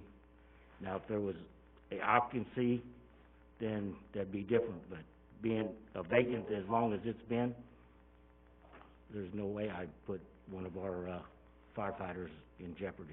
So 2 months ago was when you came to this conclusion and worked with Rick? Yes, on this part, but I come to a conclusion over a year ago when I first, seen this house. Over a year ago? Yes. When you first saw it? Oh, yes, Okay, that's when you first saw it, yeah, and this became apparent to you that it was a fire hazard? yes, Okay, so over a year ago, you knew about it, but you didn't do anything about it at that point in time? I would object. No. Characterize his testimony. Well, you didn't make a report. No, I over a didn't. year ago, right? Right, And you didn't go talk to Rick over a year ago. right, You only talked to him when you thought the safety of your firefighters was such that something should be said to the city. correct. Okay. This house is as far away from other houses as it is from the fire hydrant, is it? Oh, yeah, at least 1,000 feet. Okay. When you thought about it a year ago, did you go look to see if there was a fire hydrant near the house? We got fire hydrant within usually every 500 feet. Okay. But not for this house? No, I can't tell you if there was one still there or not. Okay. Do you think the city removed a fire hydrant near this house? I'm not the water department, I can't tell you. You can't tell me. If I showed you a picture of one that I took within 100 feet of this house in 2016, could you tell me whether that fire hydrant's still there or not? I can't tell you that. If I told you it's gone, would you dispute that? No, sir. Okay. But you're not the water department, so you don't know why the city would have taken away a fire hydrant within 100 feet of this house? That's on speculation. But you don't know, do you? No. Okay. No, sir. The reason I'm asking is that you're being offered as an expert, you're not gonna come back and tell me later that as an expert, there's a reason the fire hydrant got moved, right? No, Because you don't know why it got moved. no. Okay. How about the status of the street in front of this house? Have you had a chance to watch the street over the last year and a half? Kinda, sorta, yes. It's deteriorated over that period of time? I don't think it's much more a year ago as it is today. Okay. Did you take pictures of it a year ago? No, sir. You've been to thousands of fires, would you take your fire truck down that street? No, sir, that's why we already talked about how we were gonna do it, approach it. You can't fight it like you would a house where you could drive a fire truck up to it, you'd have to fight it from 1,000 feet away. Correct. No. We'll be within that, I bet, 200 feet, or 100 feet of that house, yes. We'll put our truck right there at the fence line of, across the street. And then the back, I bet we were about 100 feet away, 200 max on that too. So are you suggesting that the fire hydrant that was taken out might have been taken out because it wasn't needed? That could be, I can't answer that, but as far as, getting to the fire, there is no reason why we can't.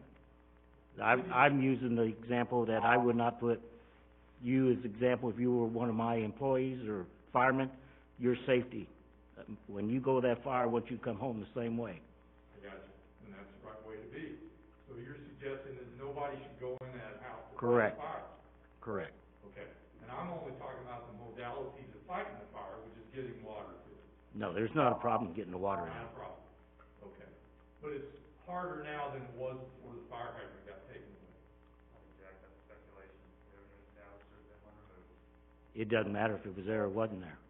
We could still do the same job.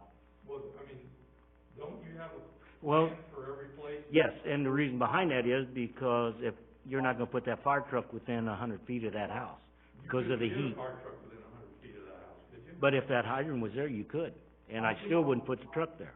You're telling this council that you could take a fire truck down that street now? No, I'm not saying that. Okay. But I'm saying if that street is what you're saying, if that street was havable, would you put a truck there?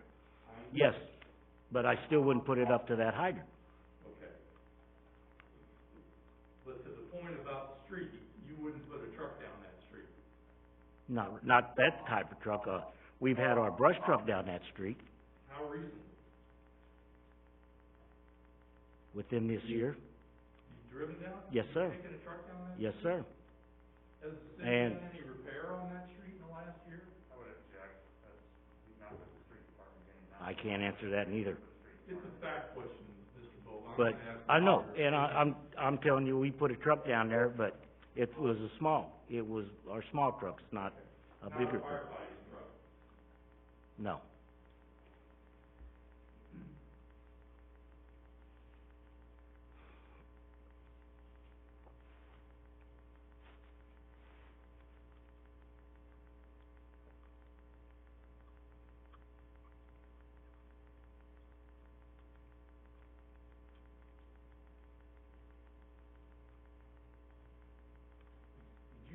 Did you talk to the city attorney when we took a break,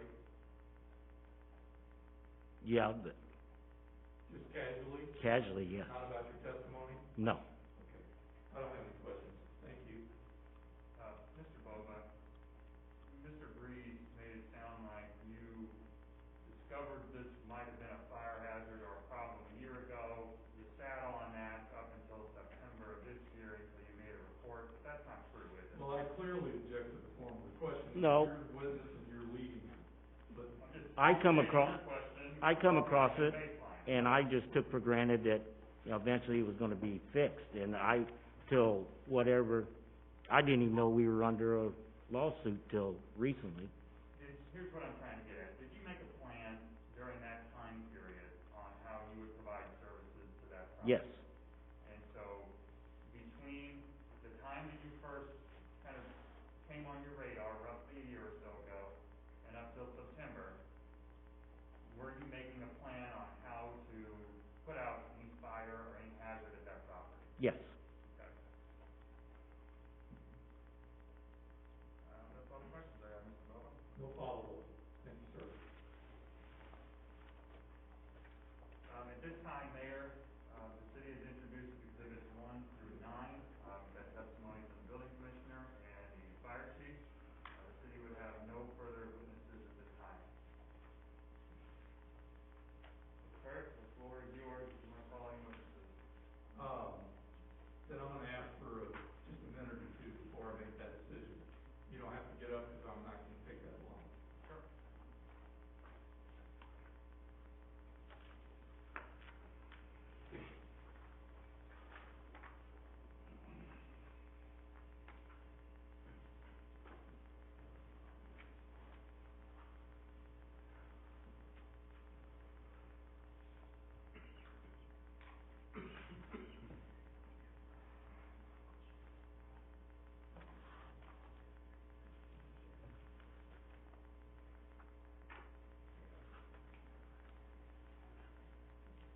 Property owner is not gonna call any witnesses. So at this time, with the property owner resting, any other person having interest in the property, let me find the specific language here.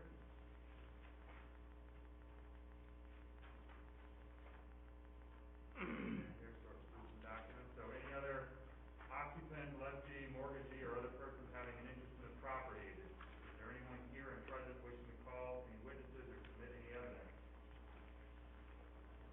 Does not appear to be.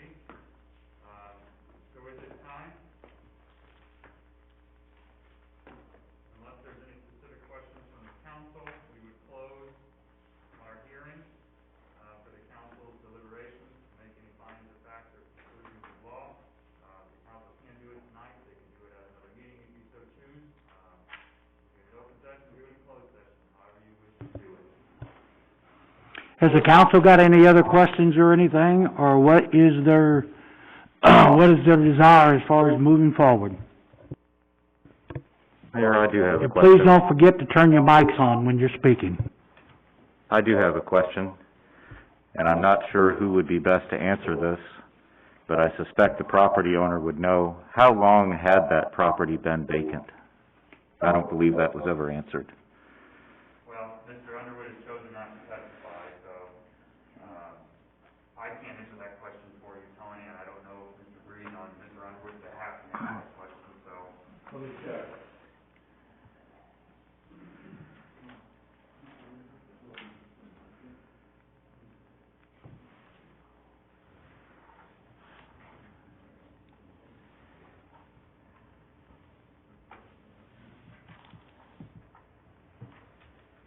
I think we know what we're gonna tell you if we can figure it out.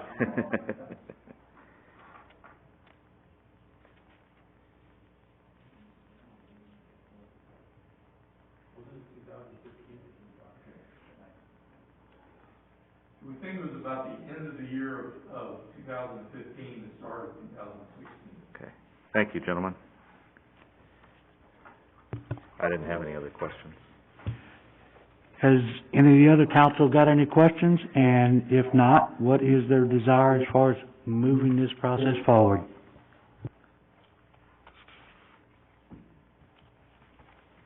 I guess I don't know what our procedures, do we, So you can do it one or two ways. You can convene this evening, we can all leave the room, while you discuss and deliberate what you've heard, whether or not you want to issue an order tonight, that you find the property to be dangerous or not dangerous pursuant to the ordinance. You could do that this evening, if you feel like you have enough in front of you to do that. You could, take this and table it and have a discussion at another meeting, if you wanted to. I don't know when your next meeting is, but you would either call a special meeting for that purpose, or you would put it on your next regular council meeting for those deliberations. Not a bad idea to try and do that this evening if you have everyone here in the same room and have additional questions. May I, interject? Certainly. With all due respect, you are here, you certainly can deliberate, because of the nature, proceeding of this nature, you may want to get legal advice about what findings you have to make.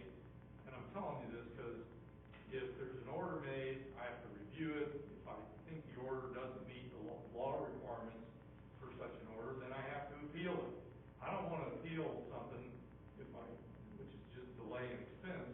If the council makes a decision, I think you should make it in consultation with your attorney after you've made the decision, but rendering the actual order, again, I've represented cities in this city, so I understand what that's all about.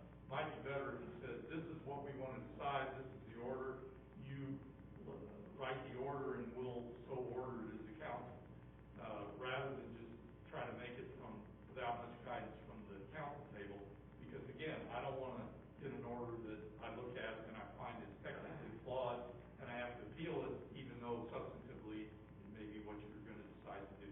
It helps us get clarity from you. That's my 2 cents worth. Well, and we've done these hearings before, and someone from our office has been directed to draft the order, no matter what the decision is.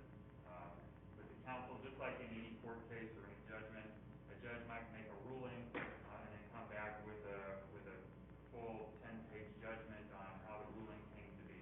The ordinance requires you to make findings of facts, which is essentially for the appeal purposes, so that if Mr. Breeze or his counsel decide to appeal, the proceedings here tonight at the trial court and the circuit court level have a very clear understanding of how the council has made their determination. So, I do believe that you can make a decision this evening as far as whether or not you believe that the facts support, the ordinance and the declaration of a dangerous building, and that those findings, would be put down in a written legal document that would be reviewed by the council and ultimately drafted and signed. Mr. Munia, correct me if I'm wrong, but the purpose of this hearing this evening is to set a record that we would base our decision on. So I would prefer to deliberate this evening and then proceed, as you've suggested, with drafting a full order at a later time. I think that's appropriate. Mr. Cox has laid out for you, the ordinance provisions that he believes have been violated, in his notice. You might want to use those as a guideline if you are trying to review whether or not certain provisions of the ordinance has been, not complied with. In particular, if you look at, section 5-35, that's where a dangerous building is determined and defined. If you believe that this property does not satisfy those conditions, or does satisfy those conditions, you can make your determination based upon, those criteria that's already laid out for you.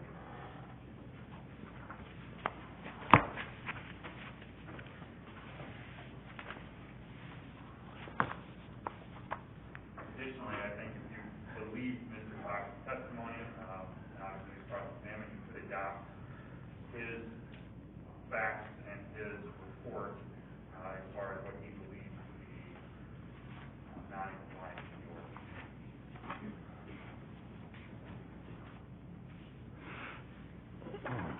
I also agree we need to, I'm just going to do this evening. So what is it exactly that they need, the condemnation and construction work? Is that? Well, the city is not condemning the property. The city would just be declaring that this property, if you move forward with it, and make a declaration or not make a declaration that the property is a dangerous building and require an ordered, Mr. Cox's testimony is the property cannot be repaired, so it either need to be demolished. The owner, according to the ordinance, the owner would be given 30 days from the date of the order to remedy that and to comply with the council's order that the property be demolished and vacated. Otherwise, the city can take steps to do that at its own cost and expense, and then assess a special tax bill on the property. The alternative is, if you don't believe it's a dangerous building, then you issue an order that says, you can't believe it's a dangerous building. And issue those findings of fact on why it's not.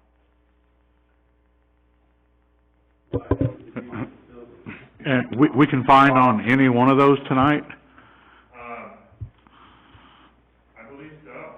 If that's your position, I mean, it can. Let me look at the ordinance real quick.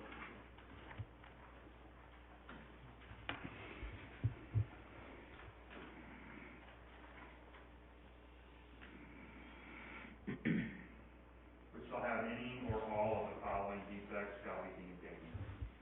So that's what your ordinance provides for, section 5-35.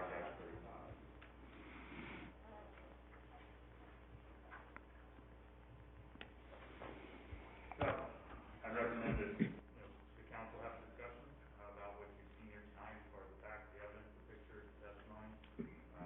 Look at those conditions in section 5-35, determine the ones you believe have been breached. Mr. Cox has outlined those for you, in his report, and determine whether or not you believe that has been violated and whether the property should be demolished or not demolished. How do we go about doing that? What's that? How do we go about talking to each other? I would think you just have a discussion. Can we do open discussion in front of the other lawyers, the other counsel, and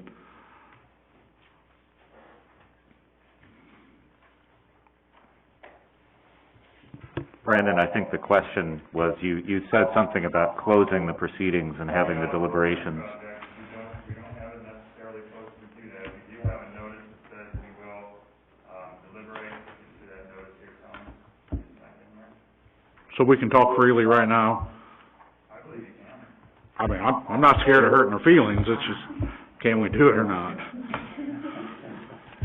Yeah, there's no reason why you cannot do it right now. You're probably safer doing it in an open meeting than you are trying to go into a closed meeting for that purpose. I recall being down there a year and a half ago, I think all the council went down there, and back then the building was falling down. The house was falling, the big cracks in the foundation, I personally recall that.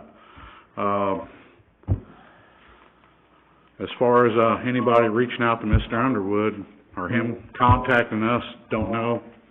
Take a building commissioner's word for that. If he hasn't, he hasn't. You know, our own commissioner says it's fallen down, it can't be repaired, so, I personally think it needs to come down.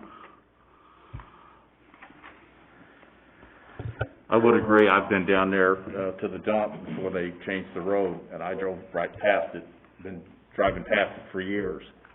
And it is falling apart. I would agree, it needs to come down. I'm forced to agree. I respect Mr. Underwood. I know you're a good person with a long history of service to the community, and I appreciate that, and I think we all do. But it's difficult to conclude that that house could be repaired, and I think that we have little choice but to conclude that it is a dangerous building in its current condition. Caroline, just to clear it up, you need to announce yourself. No, I'm gonna speak it right now.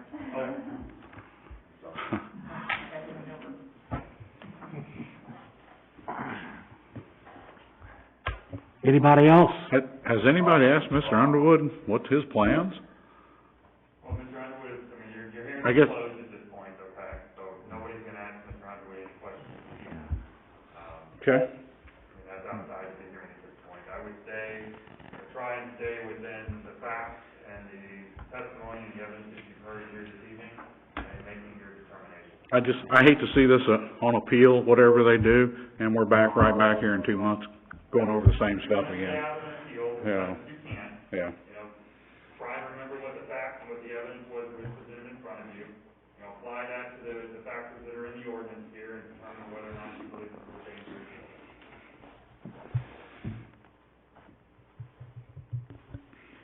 Do we need a motion, or? Any other comments from any of the council people?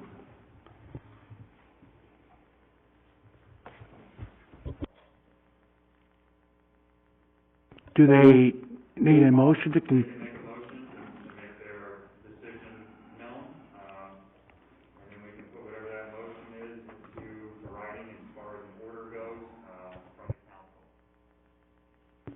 Very good.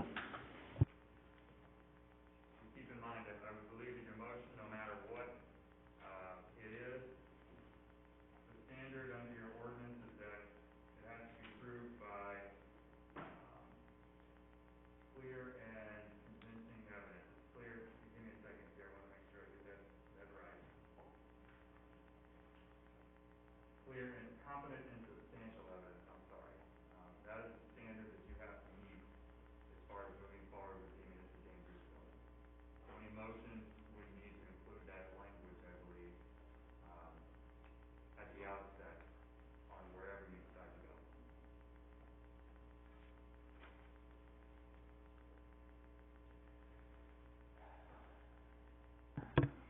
Brendan, would it be appropriate to take a short recess, since we are not experienced at composing these motions, to determine what that language should be, and then I'll make the motion? Certainly. And I don't mean to leave you hanging, but I also want to be aware that, it doesn't look like I'm leading you in one direction or another, so I apologize if it feels like I'm leaving you hanging, but, this is a hearing and I want to make sure we keep it, as clear as we possibly can. So And I don't mean to ask ignorant questions, but I've been on the council for over 10 years now, and this is the first time that I think this has come up where I've had to do this, so. Tony, I think I like the wording that's in the public hearing, where it talks about, that it's a dangerous building, should not be repaired, vacated, demolished, in accordance with, set forth by the city building commission. Well, if our finding has to have specific wording, I would prefer to determine what that wording needs to be in conjunction with the city attorney. That's kind of where I'm trying to leave it at. Since it's already written in the public hearing, it sounds like it's probably close to what we should do.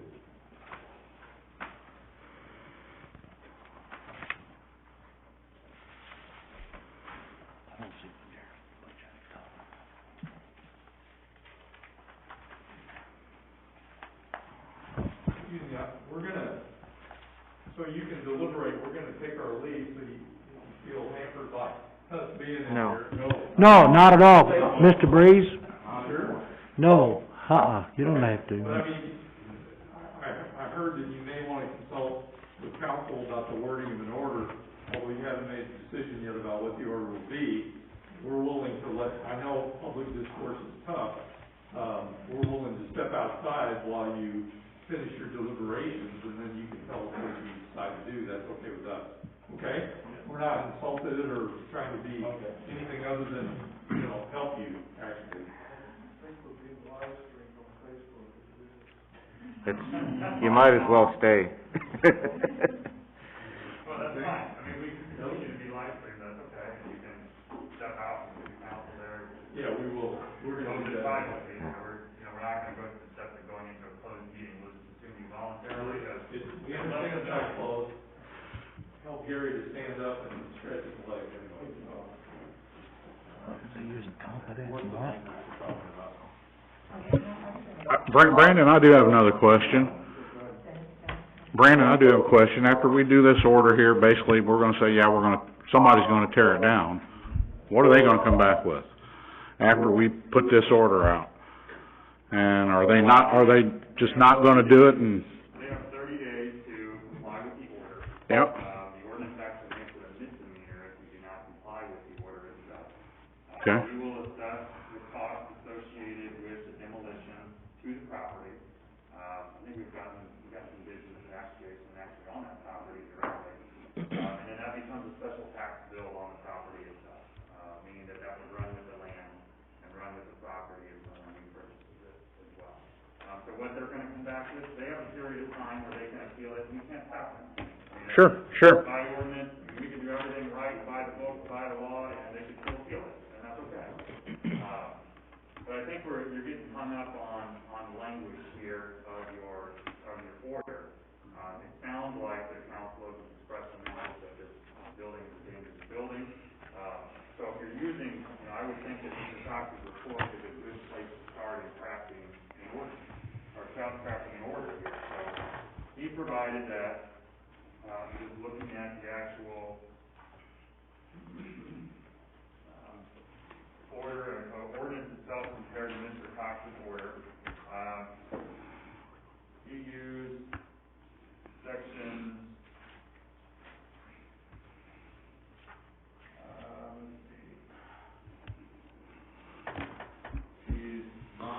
section 5-35, 1, 2,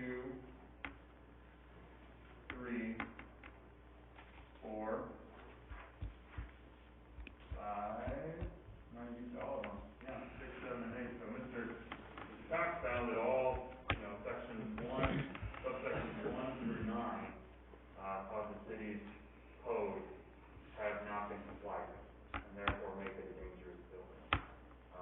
I totally agree with that. Some motion that suggests that there was substantial and competent evidence presented to determine the building is a dangerous building pursuant to section 5-35 of the city's code of ordinances, particularly subsections 1 through 9. And that the council orders that the building be a dangerous building, is a public nuisance, and should therefore be demolished within 30 days. Brandon, could I clarify something? If they appeal this, they appeal it to this county. No, they appeal it to the circuit court. Yeah, so they would actually appeal it, it'd be under an administrative appeal, so they would appeal it directly out to the circuit court. That's why Carolyn is here. A transcript would be made, the exhibits would go out to the circuit court, and then the judge out there would review it on a certain standard that we can talk about later if it happens, as far as reviewing this proceeding tonight. That's kinda where I was going a while ago. What would it take just to finish everything tonight? That's why I mentioned, what's Mr. Underwood want? Well, I think that Yeah. we got a court order here, we're on the record, we've heard Yeah. the evidence, we're meeting once a month, you're gonna be doing a special meeting, otherwise we're waiting until, November meeting if there is one, to discuss. Yeah. I know these hearings are never pleasant, it's a formality that we have to go through, in order for it to happen, but we're talking about demolishing somebody's property, so there's gotta be some procedure in place. I would also include in your motion that you direct the city attorney to draft, the order, or draft the order for the council that's going to be made.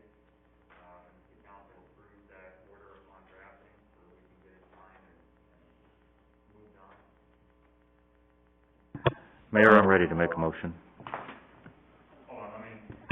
Would you wanna get Mr. Breeze back in and Mr. Breeze and Mr. Underwood? Can we just reference the building commissioner report and agree to it, so we don't have to repeat it, is that what it's going to? It's gonna be written.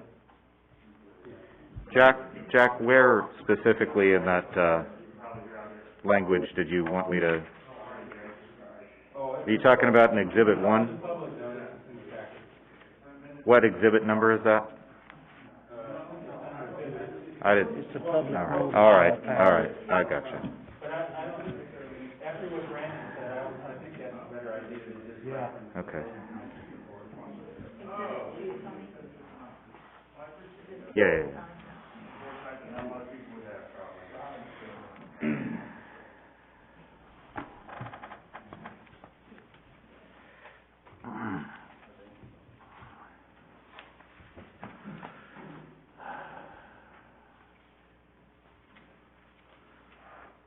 Ready?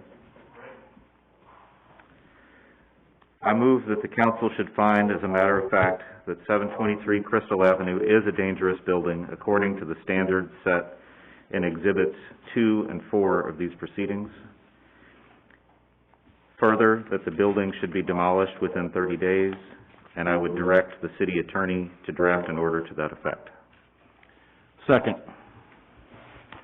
The motion's been made and seconded. Any further discussion? For clarity, then, 2 and 4 are the building commissioner's report? 2 and 4 are the order and the code of ordinances.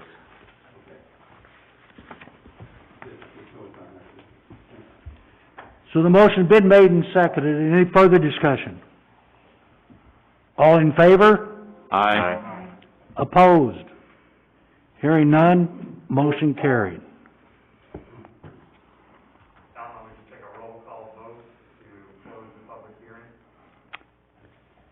Yes, sir. As of closing the public hearing, I'll take the roll call vote. Councilperson Bradley? Present. Councilperson Farmer? Present. Councilperson Ginever? Councilperson Becker? Yes. I think we should do that again, because we're voting to close the meeting. Close the meeting. I'm gonna start over. Councilperson Bradley? Yes. Councilperson Farmer? Yes. Councilperson Ginever? Councilperson Becker? Yes. Councilperson Fisher is absent. Councilperson Schonberg? Yes. Councilperson Picarella? Yes. Councilperson Massa? Yes. And at this time, I will close the public hearing.